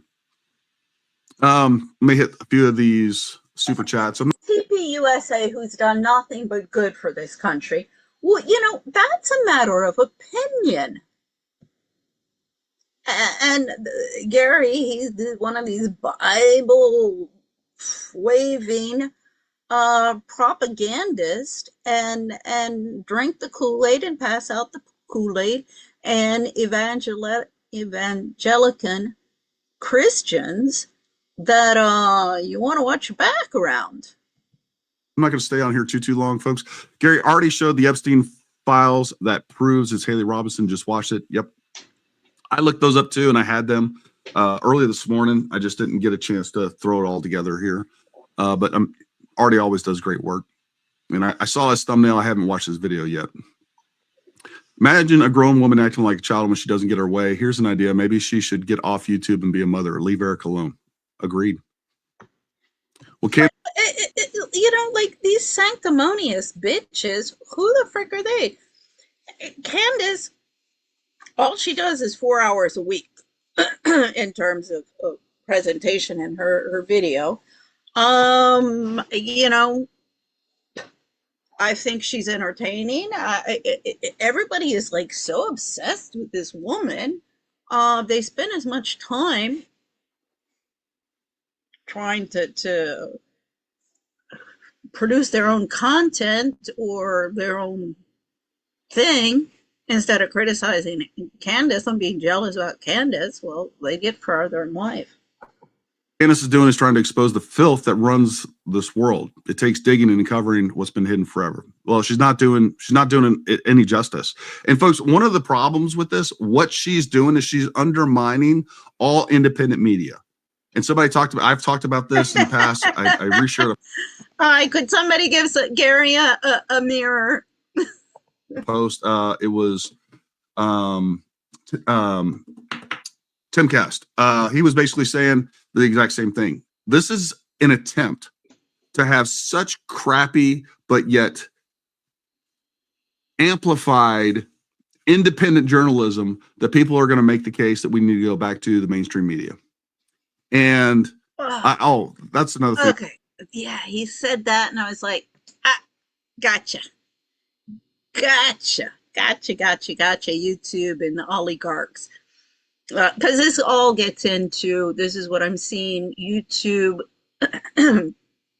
it's working in the same way as mainstream media in promoting propaganda with the agenda of creating cacophony, discord, and misinformation amongst the population instead of informing them. And this is where Queen Elizabeth really dropped the ball, and all of the other monarchs on the other side of the pond. And on this side of the pond, where we're supposed to have democracies, it's the presidents and the ruling elite who keep them in power. I want to share with you because this is absolutely true. Let me pull this up. This is one of the posts I put out, and all right. I mean, you would think all of the South Americans that I know, particularly the Colombians, with what my ex-husband was doing in Bogota as the head of the Treasury Department, and this gets into Banco Bilbao Vizcaya Argentaria, BBVA of Spain, who was his employer, and how all of that financial inclusion has been damaging, and how American policies, you're always bitching about Americans. Here I am in the United States. Not only am I not getting any of assistance from all of the people that I know from Colombia and Bogota when I was the stay-at-home mom, and all of these having it all feminist women were out there developing their careers. So not only am I fighting all of these people in Washington, but this is Bogota, Madrid, Paris, and London. Because I also could go to those labor markets.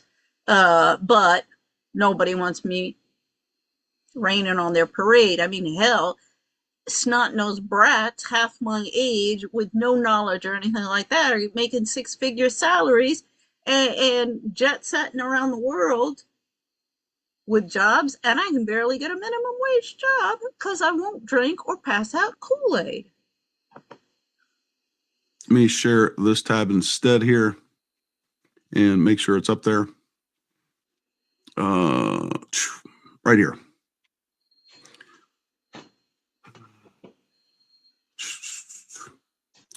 All right, I posted IQ test for idiots, the Erika Kirk recording. This recording of Erika released by the liar, disinfo operative, and grifter Project Constitution was an IQ test. If you bought into it, just know you're an absolute gullible moron. He, like his cult leader Candace Owens, knows what they're putting out is utter BS. But they also know idiots exist who will believe, share, and defend it. They realize you have an uncontrolled proclivity to believe. Nobody addresses the substance of anything. They just call each other names. Sensational despite common sense, logic, or facts. You're not objective, you're brainwashed. They know idiots will choose narrative over truth every time, and they capitalize on your gullibility, stupidity, and complete lack of critical thinking. It took me 3 minutes to find out this recording was actually Haley Robson and matched her testimony. If you were convinced by this drivel and shared it, you failed the test. Accept the fact that you're one of the low IQ morons that MSM used to manipulate, but now grifters on social media took over as your master. Who's an idiot? You. And that's... What is that? I'm okay. Haley Robson recording of Erika Kirk. Let's see. Let's say that.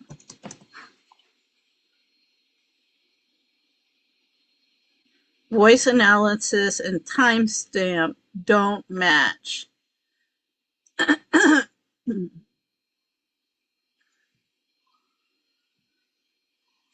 Yes, that's accurate. Based on public, okay. The viral audio isn't Erika Kirk. It's a confirmed 2005 Palm Beach PD call from the Epstein investigation featuring Haley Robson, then 19, a documented participant in the case file. It's freely available in DOJ Epstein releases. Voice analysis and timestamps don't match Kirk at all. So it's saying real estate model work at the okay. So it does look like it might be one of these like fake things that was released, and maybe that's why it was sent. We'll listen to this guy afterwards. Okay, actually, let's go to him because I think we're this. Okay. That's the problem with just like that. We had this statement right here. What people are willing to do is say, oh, she's trying to uncover. Well, she's not uncovering. She's not providing any evidence or anything. It's not compelling to the rational among us. Now, if you just want to believe stuff. Who is he talking about? This was Project Constitution that came out with this. This wasn't, and Candace said it's not true. But then he doubles down that this is Candace behind all of this. Believe it. If you're willing to be tricked and you're like, you know what? I don't want to be tricked by the U.S. government. I'm not going to be tricked by MSM, but I will gobble up horseshit from any of my favorite social media stars. That's what you're saying. Because she's not uncovering anything if she can't back it up with actual evidence. And she hasn't. She hasn't. But he just showed that Candace Owens was saying this wasn't true. So, but now he's doubling down again, Yes, there's a lot of evil people that run the world. There's a lot of people evil that are involved in politics and everything else. But what you need to bring to the table is truth and evidence. And if you're just willing to accept the narrative, no matter how untrue it is, because it supports your worldview, you are the problem. That's how people get brainwashed. And it actually indicates that you're already brainwashed because you're not objective and you can't think critically. See, here he starts. Okay, I'm going to play this because I'm going to play it fast because he really, I keep on going, but Gary, take a look in the mirror. Take a look in the mirror. Take a look at, he keeps on, describing himself. That's what that indicates. Solo journey. How unhappy must you be with your life to sit around and make such horrid accusations about somebody you've never met? I mean, how bored do you have to be to get to that point? And I'll tell you, I will still say the last two, well, all of it. I mean, the last several about weeks. Somebody you've never met? What are they talking about? Because Candace Owens knows Erika. She was friends with Charlie Kirk. Weeks of Candace Owens and this ridiculous series that she went through where she provides zero evidence of anything is just as bad. It's just as bad as this. It's just a little less obvious. I never call for censorship, but Project Constitution is fabricated proof against Erika Kirk way too many times. He should be banned. I agree. He's not paying. Look, he's going to get money from every single one of those views. Yeah. Project Constitution is a he. Candace is a she. This is why pronouns mean something when you're in conversations and you don't want to keep on repeating people's names. In spite of the community notes, as far as I understand, somebody correct me if I'm wrong. Maybe if your community noted, they take away that that financial incentive, but I'm sure he will. Candace, January 2016, said, I faked it a lot more times than I'm comfortable with admitting. And by more times than I'm comfortable admitting, I mean like 6,214 and a half times. What? Candace, January 2000, I faked it a lot. I mean like 2002. What the frick? Listen to how he responds. Yeah, I think she was talking about something else there. I know what you're talking about. I've seen that article and it's, yeah, it is unconscionable. It really is.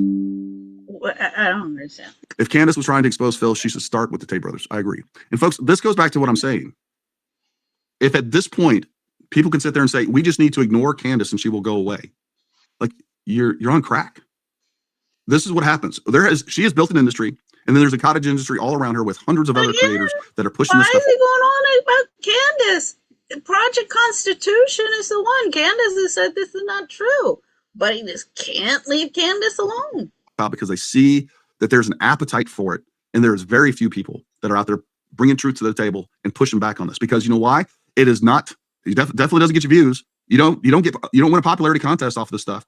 And then all you get is trashed, you get doxxed, you get threatened. You have to deal with these crazy people. Like there is no benefit to doing this, but it's super important. And that's when you know that it's the most important thing that you could do. And that's why I've been telling you folks out there, Project Constitution didn't get over 9 million views. And it's probably much greater than that because a lot of people are stealing it and then reposting it as their own.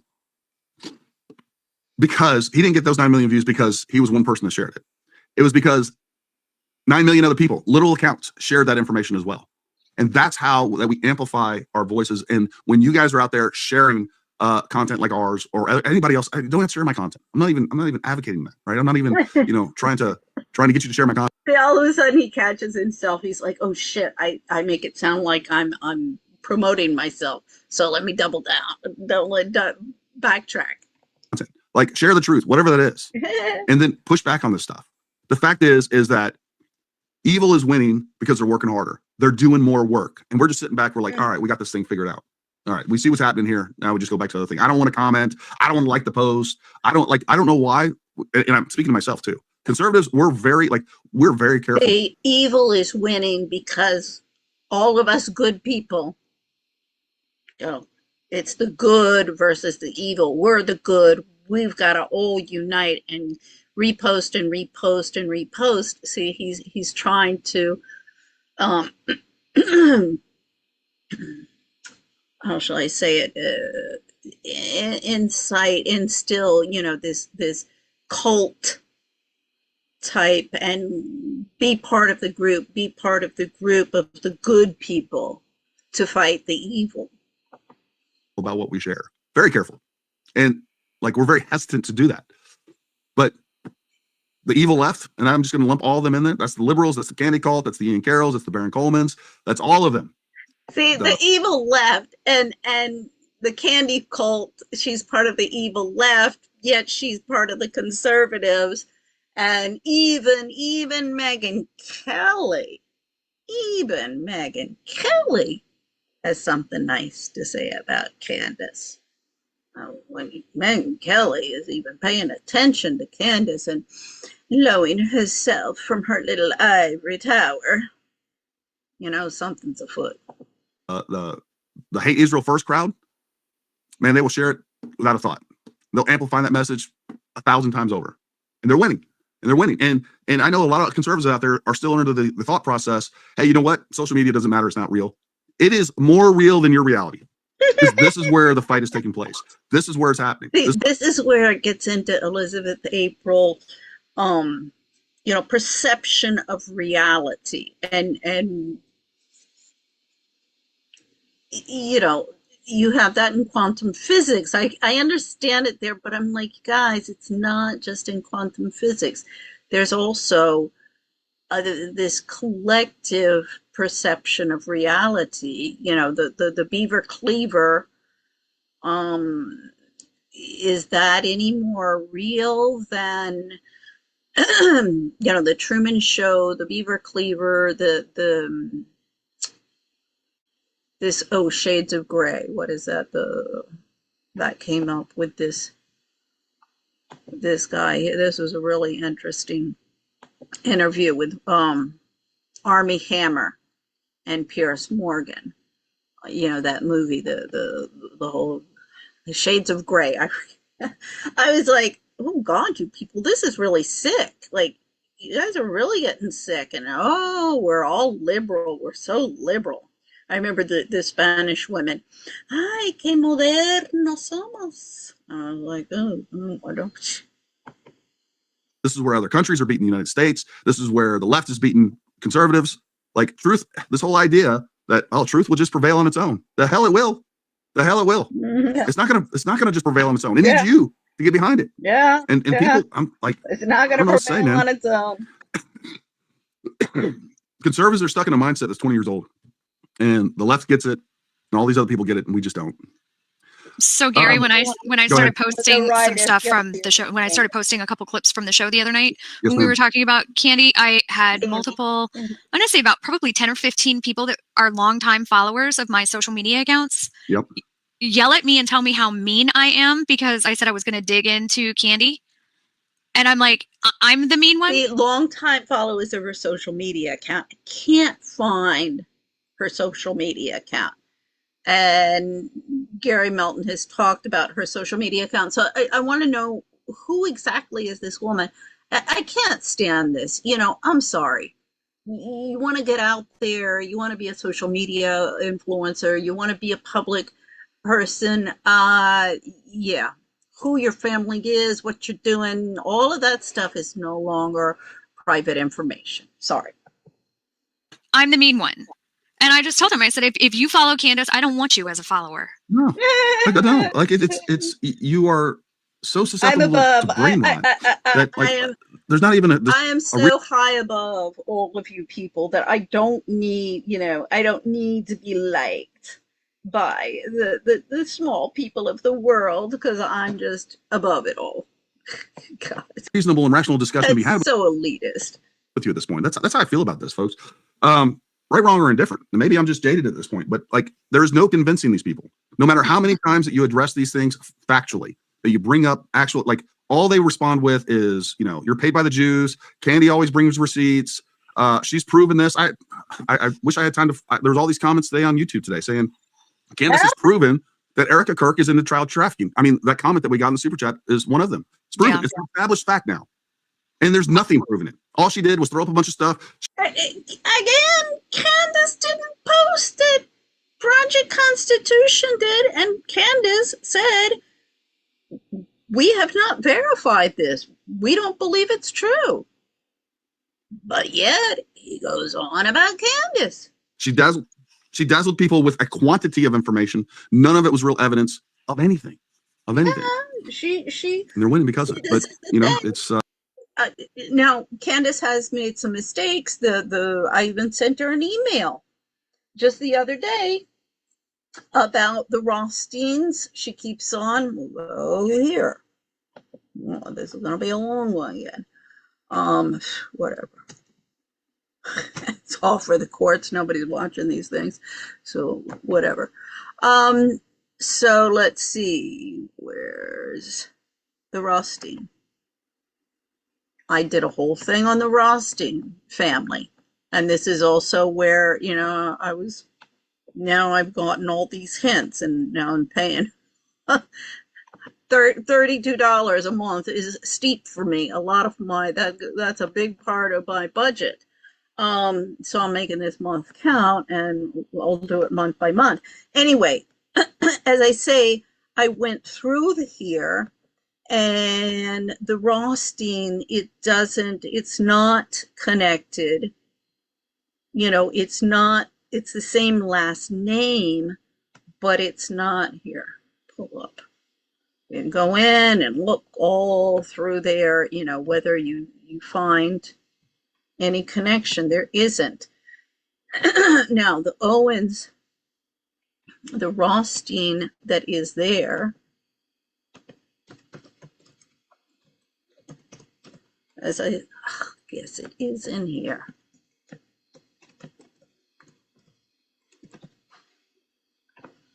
That's not what I want. Okay, let's go over here. The search thing is not working very well in this thing. As I know it is here. Oh, because I'm in the wrong tree. It's not Erika Kirk. Excuse me, it's not Candace Owens. It's Erika Kirk. Okay, let's see. Yeah. Okay, so we got the Rothstein there. That's through Diane Rothstein.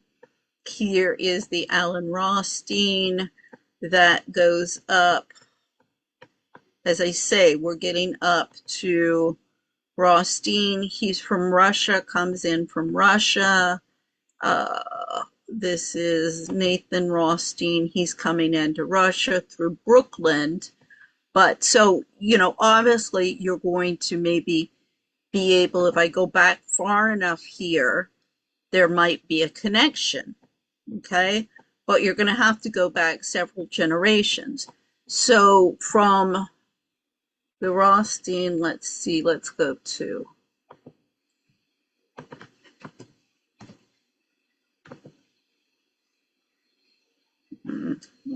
Rothstein.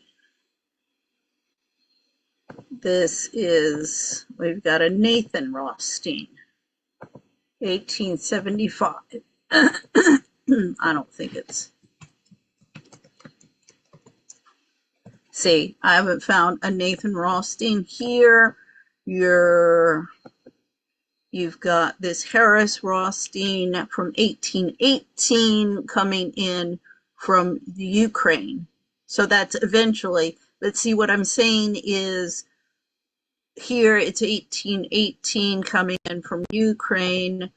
In this family tree, they're coming, well, it says Poland, Russia, 1875 coming in. So they're coming in at a later date. Again, you might hear this guy is 1870, so 1817, born in Russia. So they're coming in during that time.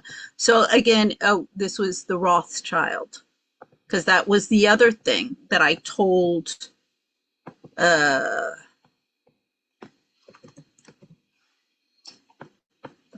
because I know the Rothschild. No, they're not. Because she was saying that it was connected to the Rothschild. Now there is a Rothschild. Where is that? Is that this? Yeah, there was this Rothschild in this. the Rothstein family tree, which is the Rothstein guy family that fixed the World Series. That's why Candace Owens was saying that Erika Kirk was related to this Rothstein's family that fixed this guy.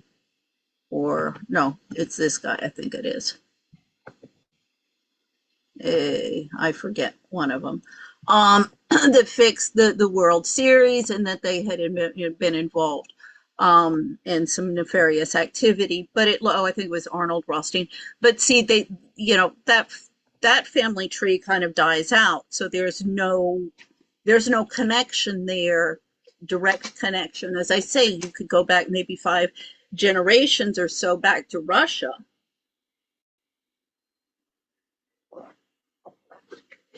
Sorry, and certainly find, which is I'm trying to do in all of these things. Yeah, okay. And again, in the Rothschild, but this Rothschild, Esther Mary Rothschild, again, this is a Rothschild from Russia. Where's her parents? Jacob Rothschild from the 1817, born in Russia. So the Rothschild, the dynasty of the Rothschild, that's German Rothschild family. So, see, this is what I used to laugh at, my mom and all of these, ladies, and the cousin and this and that. And no, and actually it's quite fascinating when you get into it, and it's just as complicated as any of the math that the men are doing. So, this used to be the domain of the women, keeping track of all of this. And as I say, this is a Rothschild from Russia, which is not, these, again, you can go back, I'm sure, into the Tartarian Empire, and I'm sure we would find a common kinship, but we got to go back several, I would say 10 more generations to find that connection. And it is all connected. History keeps on repeating itself for a reason. So anyway, I digress, but again, I just sent Candace, you're making a mistake there, and stop bringing that up, because it's not true. You say, oh, there's the Rothstein connection, the Rothschild connection. Well, there is no Rothstein and Rothschild connection. Not at least in the sense that you're saying. There's no Rothschild connection. So don't say something that's not true. And if I catch you, it could be an honest mistake, but when I send you these tips, and I send you the family tree links and stuff, you guys can go on these family trees and look at them and verify it in 2 seconds. So don't repeat it. But I'm not going to say like Candace is out there of bad faith and evil because she's repeating a detail that I know is not true. That's ridiculous. It's something to behold and to watch. Well, I'm still waiting for that $7,000 check to come any day now. Right? Oh, these people. Gary Melton got a $200,000 contract after, so they got a hell lot more than $7,000 after Charlie Kirk's assassination, at least according to Gary, Baron Coleman. It's crazy. Crystal WV, I've noticed the more they saturate the media network. 7,000 chump change. Not only did they get to the $200,000 contract, but they made lots and lots of money of their little podcast from all of this. Works with garbage. It shows up on AI and ChatGPT as if it's factual. I think this is the goal, to make the truth hard to research. Absolutely it is. Yeah. Stay safe and always carry. I got to go. Have a great one. Thank you, GS70 Stealth. We appreciate you, buddy. What federal agency were you a unit chief for? Well, it's down in the description, my bio. I worked for the Department of State Diplomatic Security, and I was I ran a training program. So that's what I did, bud. Yeah. And then after that, I left and I was doing security work at embassies and consulates. Oh, see, ding, ding, ding, ding. Oh, he was doing security at embassies and consulates. Yes, well, see, this has been my big, big, big beef with the State Department and my consulate in Madrid since day one. I keep on telling everybody, if you have any legal problems, if you're involved in any kind of judicial or extrajudicial proceedings in a foreign country and it starts to stink, the first thing you do is you go to your consulate. Now, the consulate is going to tell you to fuck off, and they can't get involved in judicial, they can't interfere in proceedings in country. This gets into sovereignty rights. I'm like, I'm not asking you to interfere. I'm asking you to make sure that my rights are being defended.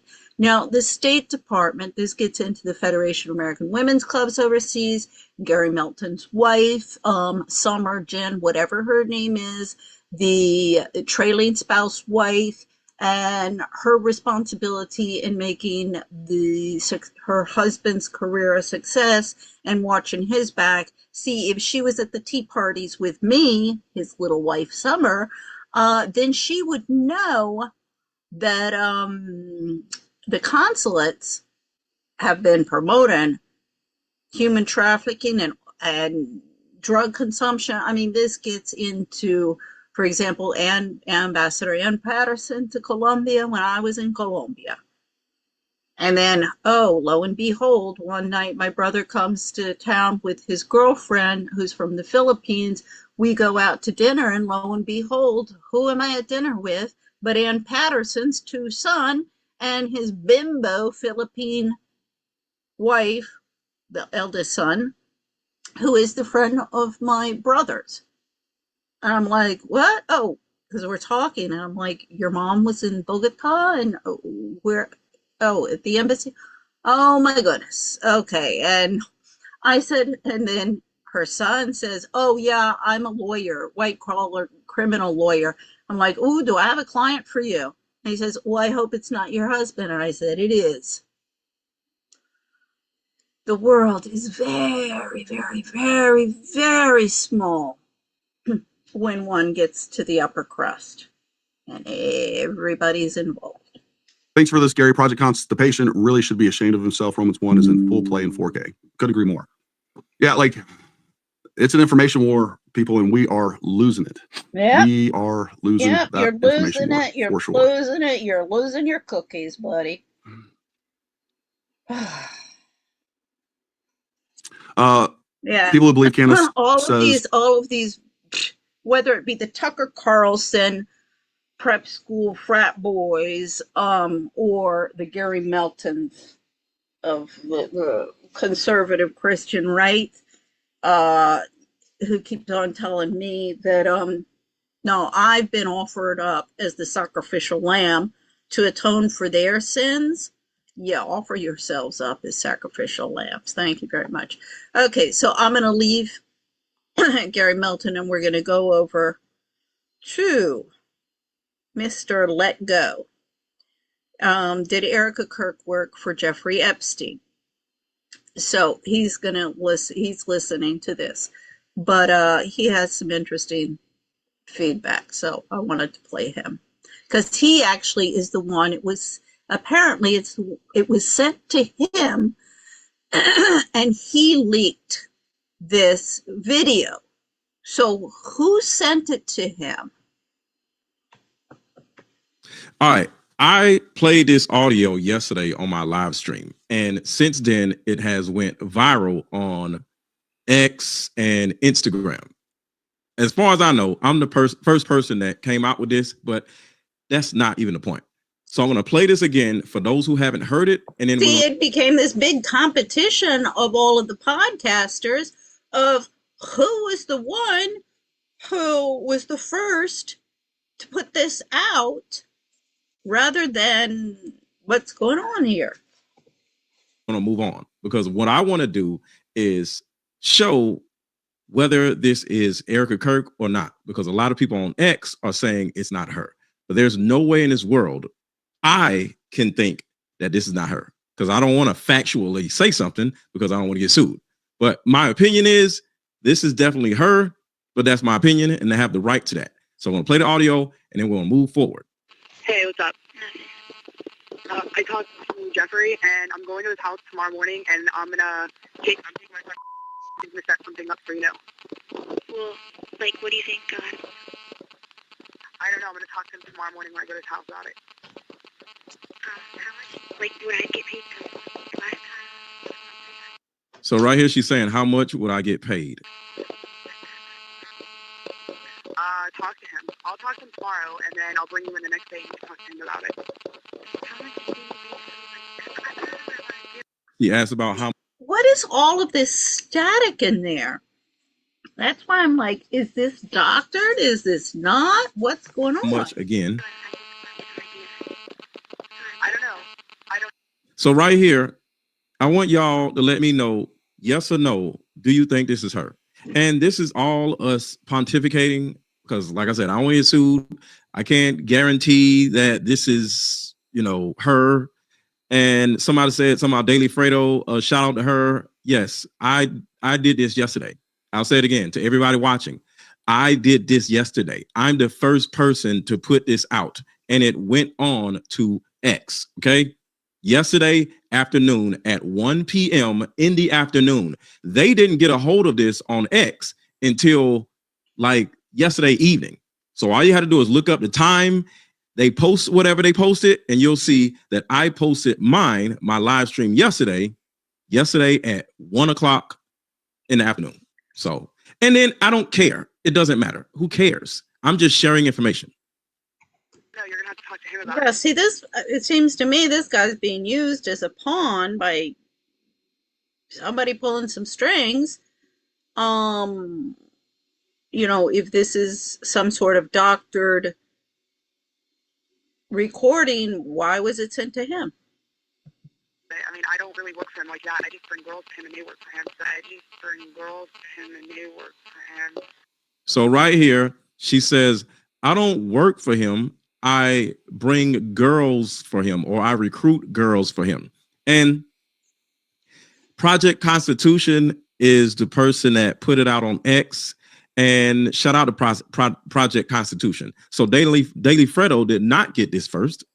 If anybody got it first, it would be either me or Project Constitution, because I didn't post it on X. So because I didn't post it on X, you have to say Project Constitution put this out first on X, and I put this out first on YouTube. So shout out to Daily Fredo, shout out to Project Constitution, shout out to everybody else that has gotten a hold of this, because all we're doing is sharing information. Nobody gives a shit about who posted this first, because now you're making the information about yourself instead of the information being shared to the public. So if this is her ass needs to go to prison, which is Erika Kirk, if this is her. So who gives a shit who posted it first? So y'all need to stop in the comments, because what y'all try to do is find your own way to turn around and pit content creators against each other. You're not going to do that to me. I'm not stupid. So you can go in somebody else's chat and, this person said it first. I'm not falling for that. So don't do that. So you're going to talk to him about it. That's what I'm saying. When you work for him, I'll bring you in and you can ask him before you work. Like, what can I do to make more money? Yeah, well, like, I don't know, you get paid. The more you do, the more you get paid. Okay, so I mean, I don't. Right there, she says, the more you do, the more you get paid. The more you do, the more you get paid. And allegedly, the person on this audio talking to alleged Erika Kirk, because I don't know if this is her or not, because I don't want to get sued, is tadpole.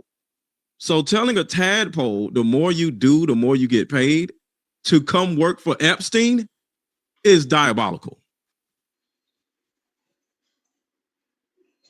Oh, I thought I hit the button. Sorry. No, talk to him about it. Want me to bring my sister for you so you could get paid more or something? Or how Well, much a girl? yeah, Yo. well, that's what I'm saying. I'm working tomorrow, and me and him. Want me to bring my sister to you is absolutely crazy. Hey, you want my sister too?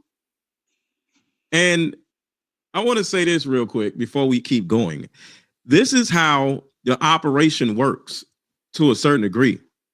It's always But other see people. that also with the whole farmer stuff going on in there. I don't know. The more I listen to this thing, the more I'm like, this is some doctor thing. I don't. Yeah. People that bring other people into this stuff. Like the girl is literally trying to bring her sister into this, and even though she's innocent, but the innocence kind of like brings all of the evil, it adds seasoning to the evil, because it's always an innocent person thinking the other person is innocent. Then they go bringing other people in to the gumbo of toxicity, and next thing you know, it gets worse. Yeah, it's like a multi-level marketing of trauma. Yeah. It's like MLM. It's always, oh, bring your sister, go get this other person, your daughter or whatever. Like women are manipulated into bringing other women into the fold, because men, especially like old men like Jeffrey Epstein, I know he has a lot of money, but imagine an old ass man walking up to you while you're in a mall and you're, 1-3-1-2-1-1, just in the mall, just trying to, go to one of these little stores. And some old ass man walks up to you, hey, little girl, you'll run or you'll call for help. But if a woman or another young girl walks up to you, then you're to a certain degree disarmed, because another girl or a woman is disarming. And this is what is used in these situations. Other women, to bring other women into this stuff, because the old nasty man doesn't necessarily have enough riz, have enough game. He doesn't look good enough for anybody to actually want to talk to him. So they use girls to, like I said, like multi-level marketing. It's crazy. Yeah, you're gonna have more. You're gonna be less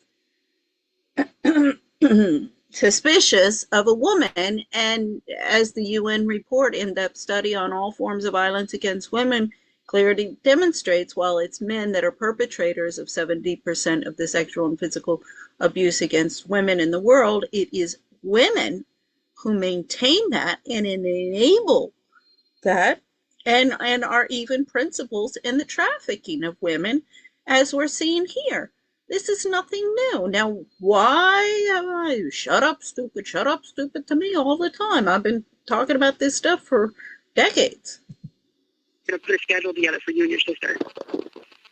So I'll call you tomorrow when I leave Jeffrey with the schedule. All right. Okay. All right. That's good. That sounds good. But I don't have a phone all the time, so if you guys called me, I'd have to.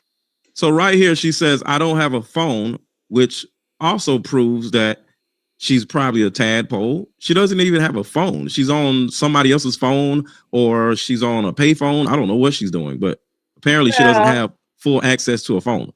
Yeah, maybe she's also setting up Erika, if this is actually a conversation with Erika, because this could be doctored. Everybody watching, make sure to hit the like button and share this video with everybody. I'm not trying to take sides. I'm just trying to discover the truth. Because I wanted to go out to other people, so make sure to share this video with everybody and hit the like button. What time so I could get the phone? Okay, well, what time? Well, why don't you? Okay, I'll leave you a message. That's fine. I'll leave you a message tomorrow. All right, bye. See, that just sounded so. It really sounds like Erika's voice. She just moved from here. She said she doesn't work here. So right there, you hear that she's young, because you just hear it in the voice. So what I want, yeah, he's taking this away. You can hear her. She's young. I'm taking away. Who is she talking to? She's talking to somebody who's like, oh, no, you did a good job. You did a good job. Who is she talking to? Who is she coaching? Who is coaching her on this phone call with Erika? That is supposed to be Erika. So that's my question. They're saying, the whole thing about the timeline, this happening in 2005, has that been established? And then if this was, then the timeline doesn't work, and it's a doctored, this is what you have to look at evidence. Want to do, because I talked about this yesterday, and yeah, somebody said it's not her. Okay, I just want to say this. This is literally from the Epstein files. I'll say it again. This is literally in the Epstein files. Yeah. I'll actually drop the link. It's the same actual audio, but if y'all want me to, I'll drop the link in the chat or drop the link in under this video. But it's the same video, but it will prove that it came directly from the Epstein files. Shout out to Arwen. Her biggest mistake was constantly being on TV and letting us hear that voice. No, it's not really that, because we heard her voice. It's the fact that she's constantly on TV, period.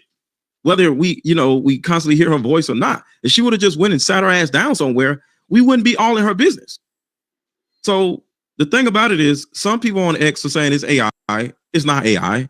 Some people on X are saying... See, they always say, I'm going to drop the link below, but it's not dropped. I mean, what you got here? Buy my mother-daughter card game. Okay, well, you got a link for that. Okay, the Erika Kirk rabbit hole. Okay, excuse me. Let's see. What does that give me? Okay. Oh. Negotiating. Is this the one? Oh. All right. What I just found, yeah. And what I'm about that's him. That's him. All right. What I just found and what I'm about to show you and let you hear may be the most damaging information thus far. And because of that, I don't want to get sued. So what I'm just going to say is what I'm about to let you hear may not be Erika Kirk. Where'd he go? What I'm about to show you. Okay. Okay. It's not Erika Kirk. In my opinion, it is Erika Kirk. And this is kind of like what happens. Instead of, because here's the cognitive dissonance that happens with human beings. The second we hear something that we don't want to hear, we're like subconsciously argumentative. We're subconsciously argumentative. Like y'all try to argue with me in the chat when the live just started. Oh, this person said it first. Who gives a shit? So we're subconsciously argumentative. So we hear something, we see something, and this is where it gets into, as I was saying, people's perception of reality. He has one reaction, I have a totally different reaction. Instantly say, oh, that's not true. Oh, that's AI. Oh, that's somebody else. Oh, he didn't do it. And it's absolutely crazy if you just think about how we're so dysfunctional, where we can hear something or see something with our own eyes and ears and instantly dismiss it. And I think it's extremely dysfunctional for us as human beings to do that. When are we going to start waking the hell up? And he goes, oh, this girl sounds really, really young, but he's not listening. Wait a second. Why is somebody coaching this girl on this telephone call with what is Erika Kirk? Sounds like Erika Kirk to me. Could be AI, might not be AI. I mean, see, I'm sorry, this is where men's linear thinking comes into play. Seeing that these people are demonic. And you might not want them to be demonic, but they are. And speaking of demonic, let's go down this rabbit hole because what we're going to do here, hit the like button. Some of y'all have not hit the like button, and thank y'all for hitting the like button for those who have. We're going to hold court. All right. Court is in session. Everybody in the chat say court is in session right now. Everybody in the chat say court is in session. We're going to hold court, and I'm going to show evidence on whether, from a personality standpoint, from a pattern recognition standpoint, is this Erika Kirk? All right. we're going to use pattern recognition of everything we know about Erika Kirk and say, is this her or is this not her? And we're just using pattern recognition because we can't factually claim anything. So the people on X or me, none of us know. Okay, these are just simple opinions. So everybody in chat say, court is in session, and let's do it. Hey, So this is dangerous. This is precisely what is dangerous. Okay, we're gonna have a court and everybody's opinion. No, let's study the evidence and the facts instead of everybody's opinion. So here's the first. Actually, let me do this. Let me do this in a row. Where is it? Okay, so let's do this. I'm going to play a video, and it's going to give you an understanding of how this possibly can be Erika Kirk by looking at how she operates as a person.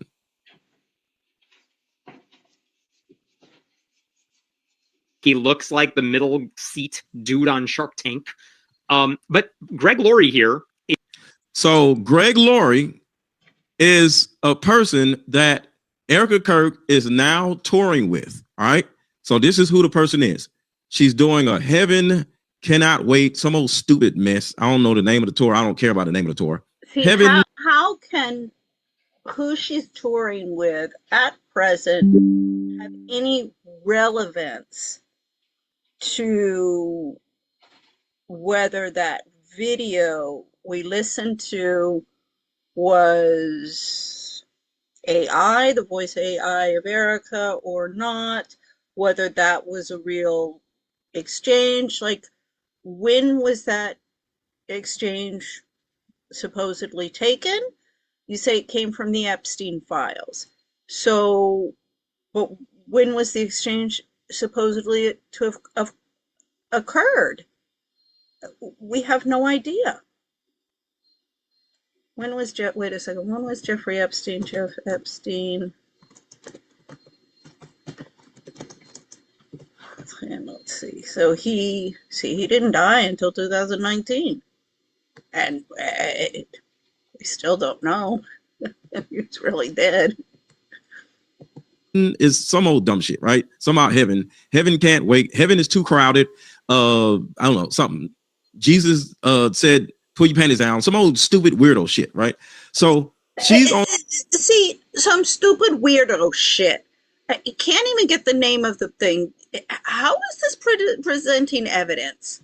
On tour with this weirdo, Greg Laurie, and there's always these crooked pastors that she tends to collaborate with.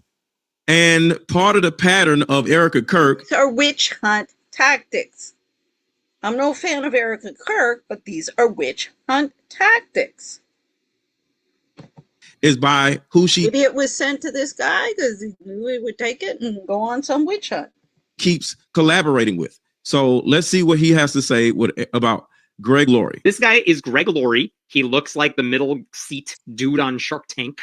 But Greg Laurie here is the head of Harvest Christian Fellowship. It's a mega church in California. And for many years, Greg Laurie, I mean, he's a bigwig in the evangelical world. He runs a massive church, does like TV sermons all the time, writes books, the whole shebang there. And the reason this guy is in the news is not because of anything he directly did per se, but it's because for years he had a right-hand man, another pastor at the church who he endorsed, supported everything. That guy's name is Paul Havsgard. That's a name you're going to want to remember for the rest of this story. In short, many years ago, Harvest Christian Fellowship, they decided that they were going to launch a ministry overseas in Romania. So let's stop right there. We all know that Erika Kirk launched her dysfunctional, disgusting thing in Romania also. And her and Colonel Busher. Okay, her disgusting thing in Romania. There are some serious questions that need to be answered there again, but this is not responsible reporting. Responsible reporting would be, here we have the some questions. There's tons of questions still to to be answered, asked and answered exactly about that nonprofit in Romania. Gary Melton brought up something, this Toys for Tots things. I didn't realize that was the Marines. I want to investigate that now. What's the connection there? That's a really, really important tip that needs to be investigated, instead of, this, oh, this crazy shit and this crazy shit. And the third got literally kicked out of Romania. So that is the first, piece of evidence. You're touring with a man that set up in Romania just like you did. Right?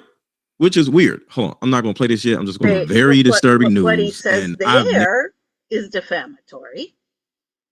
Because, again, lots of questions about that whole thing and Romanian angels, but still nothing that you could prosecute her on. Something that definitely should be investigated by authorities, and seriously, but right now you just have circumstantial evidence. Never heard it. All right, so we're gonna talk about that in a minute. We're gonna talk about this in a minute. So Greg Laurie, which is another person that got a real reporter and investigator, that's what you'd be doing, instead of, oh, here, let me, let's get everybody's opinion and start a witch hunt. I caught up in a, tadpole traffic light scandal in Romania, and Erika Kirk, who also got caught up in a tadpole traffic light scandal in Romania, she is touring with him. So that's the first piece of evidence. She is knowingly, consciously spending her time collaborating with other PDF files, which is absolutely disgusting. Here's my second. What are you people doing? But these are the basis of an investigation, and everybody should be working together, all of these different podcasters, instead of trying to, it was me first, start connecting the dots. And since the authorities aren't going to investigate, I mean, Ian Carroll, he's developed a software to connect all of the pieces together. Second row of evidence, right here. Skin, you're absolutely beautiful, Jillian. Me cry. That she wants a 15-year-old to feel sexy. This particular 15-year-old at this time, what we know based off of Jillian's tweets is that she doesn't have a father in her life. Okay. She tweeted this in June of 2014. I haven't seen my dad over 2 years. The reason why I want to point back. So there's a 15-year-old girl that Erika Kirk, that it literally was Erika Kirk. This was factual. She was flirting with a tadpole that was 15YO. What's up, Valerie? Y'all know what 15YO means, right? No. So I try to make sure I don't say nothing crazy on YouTube. 15. I don't know what that means. Okay, so call me an old lady. So this guy is Aaron Mallory.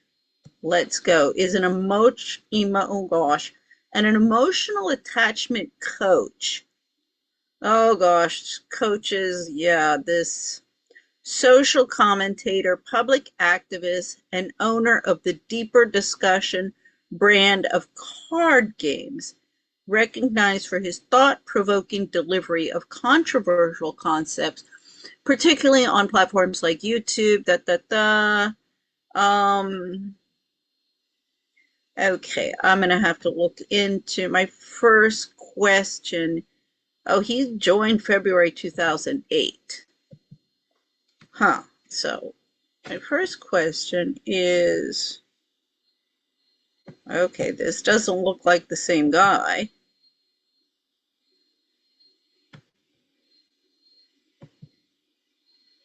I don't know, unless I shaved his head. No, I'm a black queer feminist who studies black feminists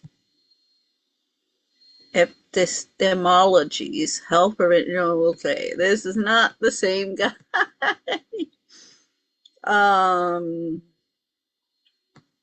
Okay, author of The Terrible Life of a Beautiful, host of my Let It Go podcast. Okay, he's only got 88 connections. Okay, I sent him an invite. Speaker trainer, I will change your entire life by simply changing your perception of it. Okay, author of The Terrible Life of a Beautiful Woman. Oh gosh, okay. That's 11 years. He came out with that in 2014. Motivational speaker, Mike Hunter. Okay, I wonder, let's see, his connections. I can't see his connections. I wonder if he's a friend of Kanye West.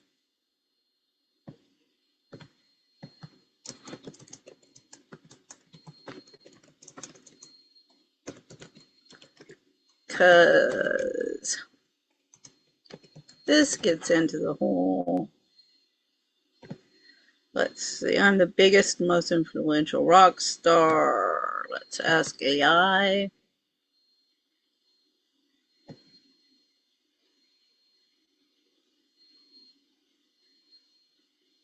Okay, there's some stuff that's coming up, but I don't think AI is.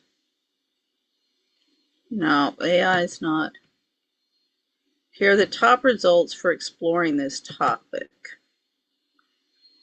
Okay, I think AI is doesn't like me. It seems to. Let's see. Do they know each other? I don't know. Let's see.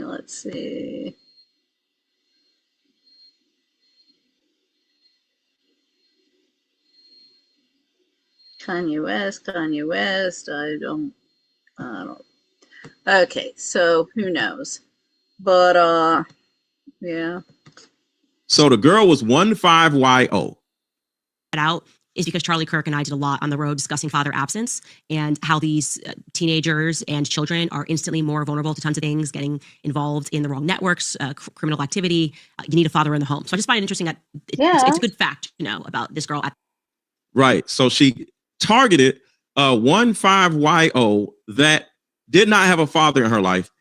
And she articulated that she didn't have a father in her life. So Erika Kirk possibly seen her as a premier target. And we're going to go a little deeper in why she targeted this young girl. This time, maybe her father's in her life since, I don't know. So what exactly was her stated goal? Well, I can at least tell you what that last weird text exchange was about, the one where Erika tells her not to drink and to suck her stomach in tonight, wherever they're going. See, my question here is, so he's coming out with this recording between Erika. Candace denounces it, says it's not, it's not true, but he's using Candace to verify that it is true by using videos, Candace talking about another 15-year-old that Erika Kirk had some text messages that, were inappropriate. So he's like, okay, well, let's see. But once again, he's not looking at the actual evidence of the exchange from what, was this doctored? Can we prove that this was Erika's voice? But, and what is that exchange at the end? Is this another one of these releases of the Epstein files that is intentionally fake in order to create disaccord between people? Why is he quoting Candace on this? this 15-year-old girl that Candace talked about, which is another instance completely. I mean, if you wanted to establish a pattern, we've already established a pattern. That, yeah, okay. But you're establishing a pattern, but you're still not proving that the other recording is that of Erika Kirk and this, what's her name? I forget the other girl's, the young woman's name.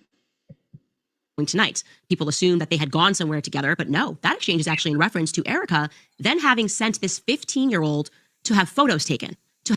See? So this is what is it? This is the second, well, just keep watching. Have photos taken.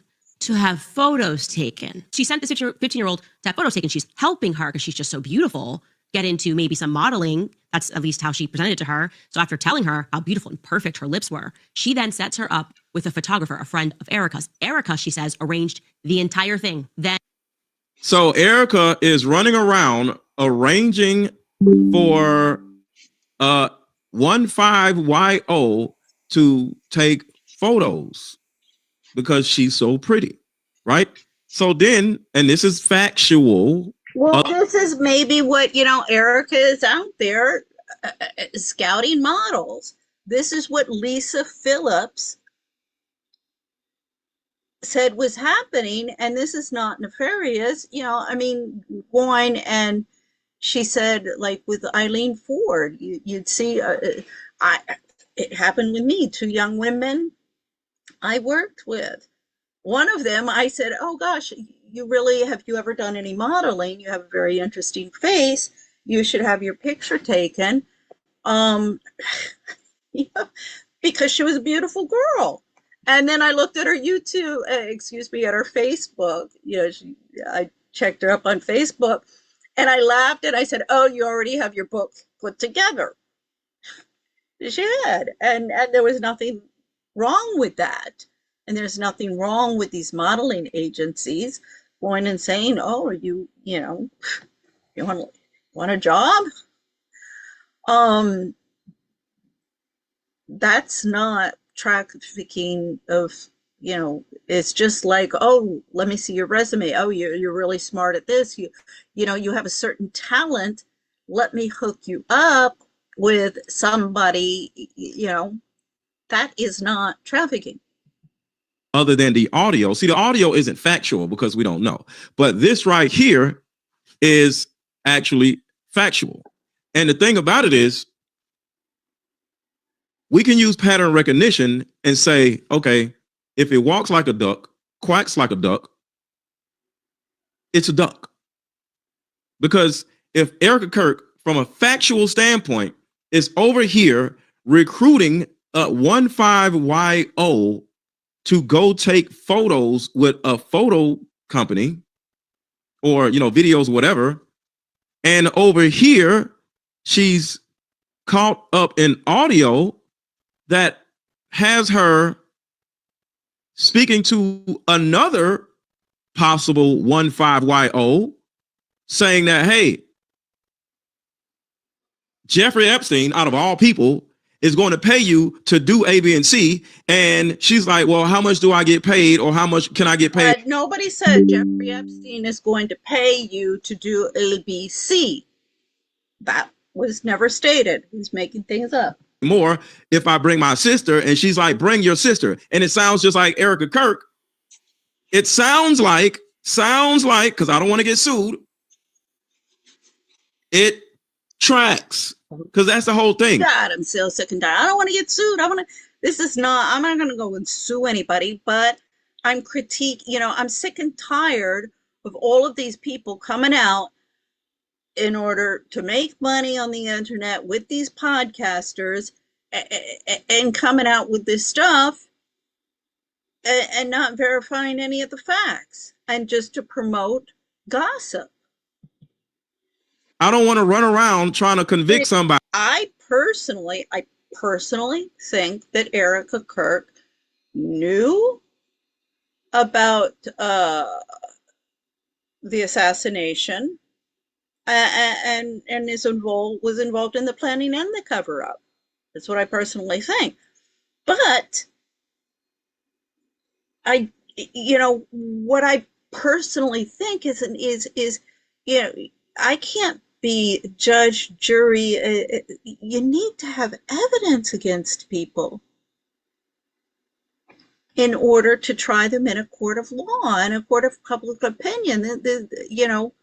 And nobody can look at evidence. Or, in a malice type of way, make somebody seem like they are doing something that they aren't doing. No, I'm simply using pattern recognition. And I'm like, hey, she's doing the same thing to this girl that she did to this girl. But the question is, that's circumstantial evidence. That's enough to say, wait a second, let's start connecting the dots. Something stinks here. Okay. But get down in the dirt and start connecting the dots. You guys have all of it. And Ian Carroll, he definitely has the software to put this all together. If you guys can't put it all together, stop ignoring me and I'll help you do it. Who is it for and why? Because I was like, so her flirting with this girl, not only just a girl being young, but her being a girl. I'm like, is she gay? And I'm like, is Erika Kirk gay? No, she wasn't flirting with the girl because she wanted her. She was flirting with the girl in order to disarm her, in order to make her feel comfortable. So I don't know, getting into Erika Kirk's head, that's not proof. So then she can turn around and say, hey, I think you're so beautiful. I'm going to set you up to go and become a model. Because the third thing I want to show or share with y'all that would say or talk about how, what I would just say whether she is doing this or not for Epstein or for anybody else. She worked for a modeling agency. So a woman that worked for a modeling agency, a woman that became Miss Arizona, a woman that literally knows Donald Trump, and from what we've seen about Donald Trump, whether you believe this or not, Donald Trump is mixed into this weirdo pedophile PDF stuff. It just makes sense to say this is what is happening. And everybody, drop your city in the chat. Let me know where you at. Drop your city in the chat. Let me know where you at. Drop your city in the chat. Let me know where you at. Drop your city in the chat. Let me know where. I don't know where. Who is taking photos of a 15-year-old without their parents' consent is a creep. I would also similarly say that any person who is arranging taking photos of a 15-year-old without the parents' consent. I mean, how many girls out there, 15, 16-year-olds, are going to do whatever they want without, and not ask their parents? So, also we need to have some responsibility of parents in what's going on in their children's lives.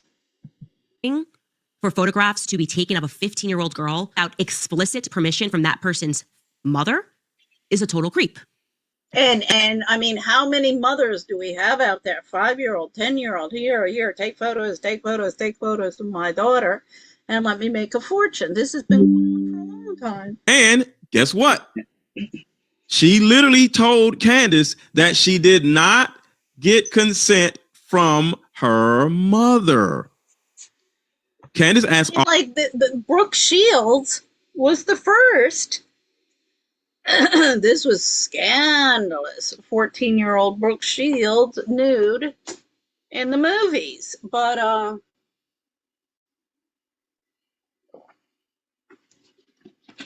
hey, this is progress. We're modern. all the pertinent questions. She did not get her mother's permission to do all this. And to make it even worse, Erika Kirk did not require her to go ask her. Did Virginia Giuffre, as I point out in the memoirs of Virginia Giuffre, when she went off with Jeffrey Epstein to New York, her parents didn't call authorities and say, Jeffrey Epstein, he's taken this underage girl across state lines. They could have done that, but they didn't. Her mother to get permission. So when you look at this audio right here, I talked to Jeffrey, and I'm going to his house tomorrow morning, and I'm taking my son. He's gonna set something up for you now. Well, like, what do you think? I don't know. I'm gonna talk to him tomorrow morning when I go to his house about it. it sounds like this is what Erika Kirk was paid or expected to do. Because yeah, but see, this girl insisting, what do you think? How much am I going to be? Her insisting sounds like a setup to me. Now, this going back, they're saying that this is when Erika Kirk was 16 years old, therefore it couldn't be Erika Kirk. This is where it's like, okay, can somebody verify what's going on with this recording? Because is this a totally fake thing? Do they have Erika Kirk on one recording? They matched it up to this young girl. What is going on? Why do we have this thing coming out of the Epstein file? I'm just like, what are you people doing? Erika Kirk said she didn't directly work for Jeffrey Epstein. She worked with Jeffrey Epstein to find girls. Because like I said, Ghislaine Maxwell or whomever else with these pimps, it's always a female. Even I want to even add somebody else to this situation because I want to share something for y'all to think about. Forget about the Epstein files. There is an Epstein pattern. Everybody in the chat say Epstein pattern. The Epstein pattern is the thing that we need to be paying attention to and not just the Epstein files. So there are people on, wait a minute. Here we go. So there is an Epstein pattern. Everybody say Epstein pattern. Erika Kirk, P. Diddy, R. Kelly, and Andrew Tate and more are all using an Epstein pattern. An Epstein pattern. It's not just the Epstein files. It's an Epstein pattern. It's a pattern in which they utilize. Here, I agree with him. Here, I agree. We're looking at a pattern here that it is being repeated by a lot of these men, and it's regardless of race. That works. So Andrew Tate, as an example, because we can talk about P. Diddy, we can talk R. Kelly, but let's talk about Andrew Tate. And I'll read the super chats in a minute. Drop a super chat, and I'm gonna read all the super chats in a second. Drop a super chat, drop a super chat, drop a super chat, and I'll read them in a second. So Andrew Tate, literally, because Andrew Tate is an idiot, literally has documented proof that he used Jeffrey Epstein's pattern in Romania to coerce women, probably, I don't know, they're young, whatever, but coerce young women. Oh, I might still have some Andrew Tate stuff into doing, y'all ready? Webcam shows. Andrew Tate got rich off of getting women to do webcam for him, and he made money in Romania. So Andrew Tate was in Romania. Erika Kirk was in Romania. And also looks like the middle seat dude on Shark Tank. But Greg Laurie here is the head of Harvest Christian Fellowship. It's a mega church in California. And for many years, Greg Laurie, he's a bigwig in the evangelical world. He runs a massive church, does like TV sermons all the time, writes books, the whole shebang there. And the reason this guy is in the news is not because of anything he directly did per se, but it's because for years he had a right-hand man, another pastor at the church who he endorsed, supported everything. That guy's name is Paul Havsgaard. That's the name you're going to want to remember for the rest of the story. In short, many years ago, Harvest Christian Fellowship, they decided that they were going to launch a ministry overseas in Romania. So Greg Laurie, Andrew Tate, and Erika Kirk were all out in Romania allegedly doing the same type of things. See, we're looking at pattern here. Pattern, right? You go out to Romania or Guatemala. Here, I totally agree. Let's look at trends. Let's look at patterns. This is going on all of the time. This is what I'm trying to, with the ancestry, the family trees there. History repeats itself. And, new people come in and some of the families fall out, but the system keeps on working. Or one of these third world countries that has lenient laws, and you go out and get just get your shit off. So I want to play another one just as an example. I just want to show proof. All right. There is a huge pattern that these people are operating from, and I personally think is directly from the Epstein playbook. All right, I'll look for that later. But let's keep going on with this because it gets worse. Orphans in every freaking city. But the orphanages for the children of Romania who have no. There's always a damn orphanage. So Romania. They were going to create orphanages for the children of Romania who have nowhere else to go. And Paul Havsgaard was going to move there and run those orphanages. Here's my issue with this orphanage stuff, just on the outside, the surface level. If you care so much about orphans, why aren't you helping the orphans in your own city? Why are you going way out to damn Romania to help random ass children that you don't know? There's orphans in every freaking city. But the allegations say that the church did not provide proper oversight and that children who stayed in those. Well, see, this is one thing where abortion comes in, and the abortion in developed countries come in, you have a higher abortion rate. Therefore, you don't have as many unwanted children. And that's where you get into importing children from third world countries. Like Mia Farrow, like Angelina Jolie,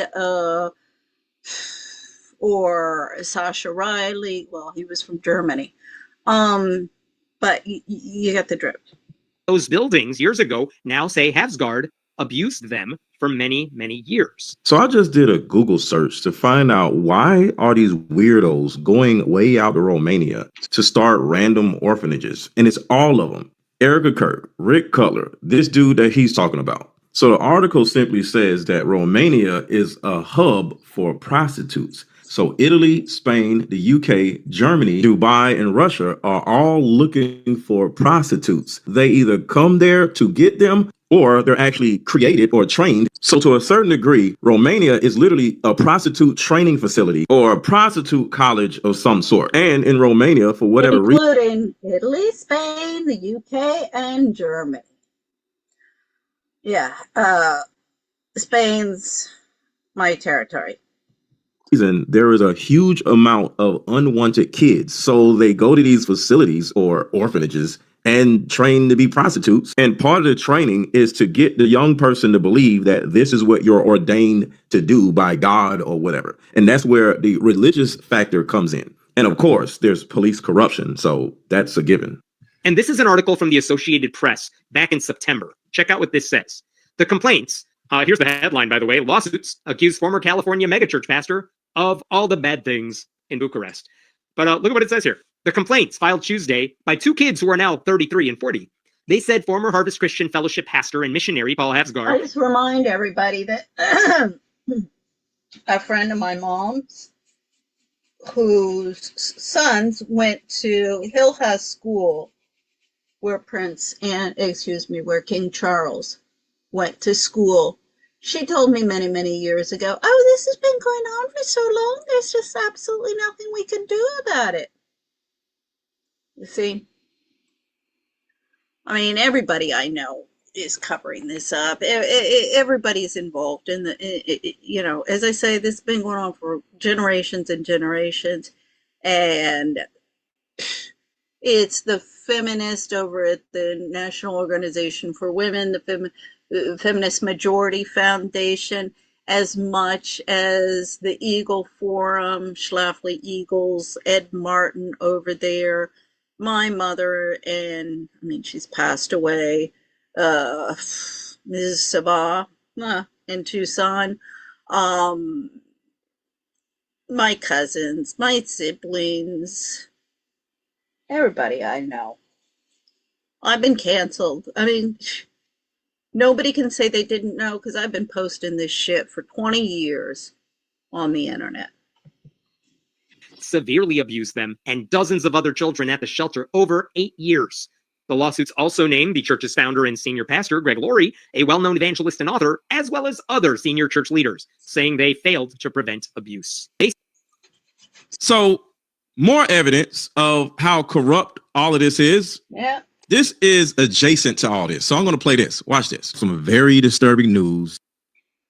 Because some of y'all don't like this in my entire life. All right. So some of y'all may not have ever heard of this in your entire lives. So watch this. All right, y'all. I have some very disturbing news, and I've never heard anything like this in my entire life. You've seen the thumbnail, so let's just get to it. I mean, Okay. they say that the opiate of the masses, the Karl Marx, the religion was the opiate of the masses. And yeah, but it's not just religion. I mean, with the atheists, all of these human rights people, they're no different. Their opiate is the shopping malls on Sunday and the boob tube. No different.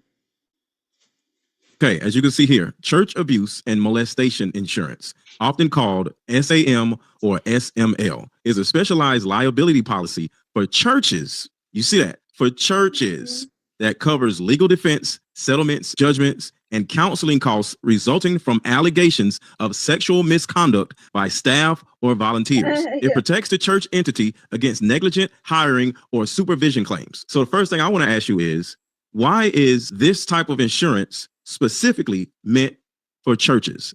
Have you ever heard of molestation insurance ever in your life? Why is this type of insurance offered to churches? See, specifically for churches.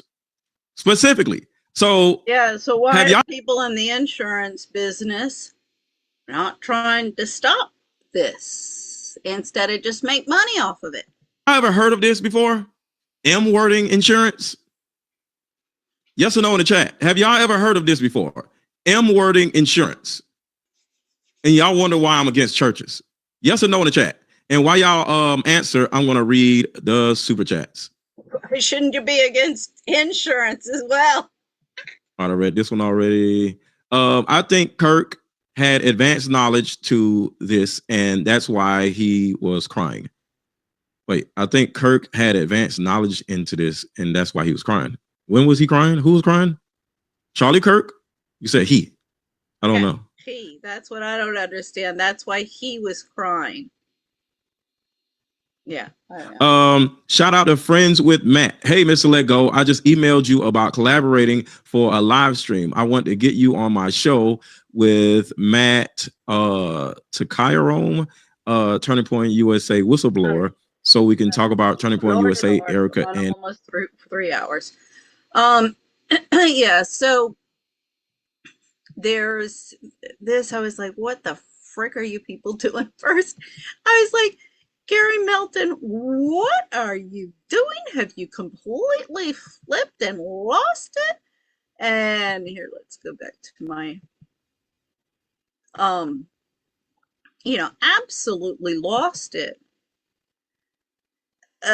With the claiming here. Oh, sorry. Oops, where we go. Claiming that Erika Kirk, new recording, prove Candace Owens right. I was like, what?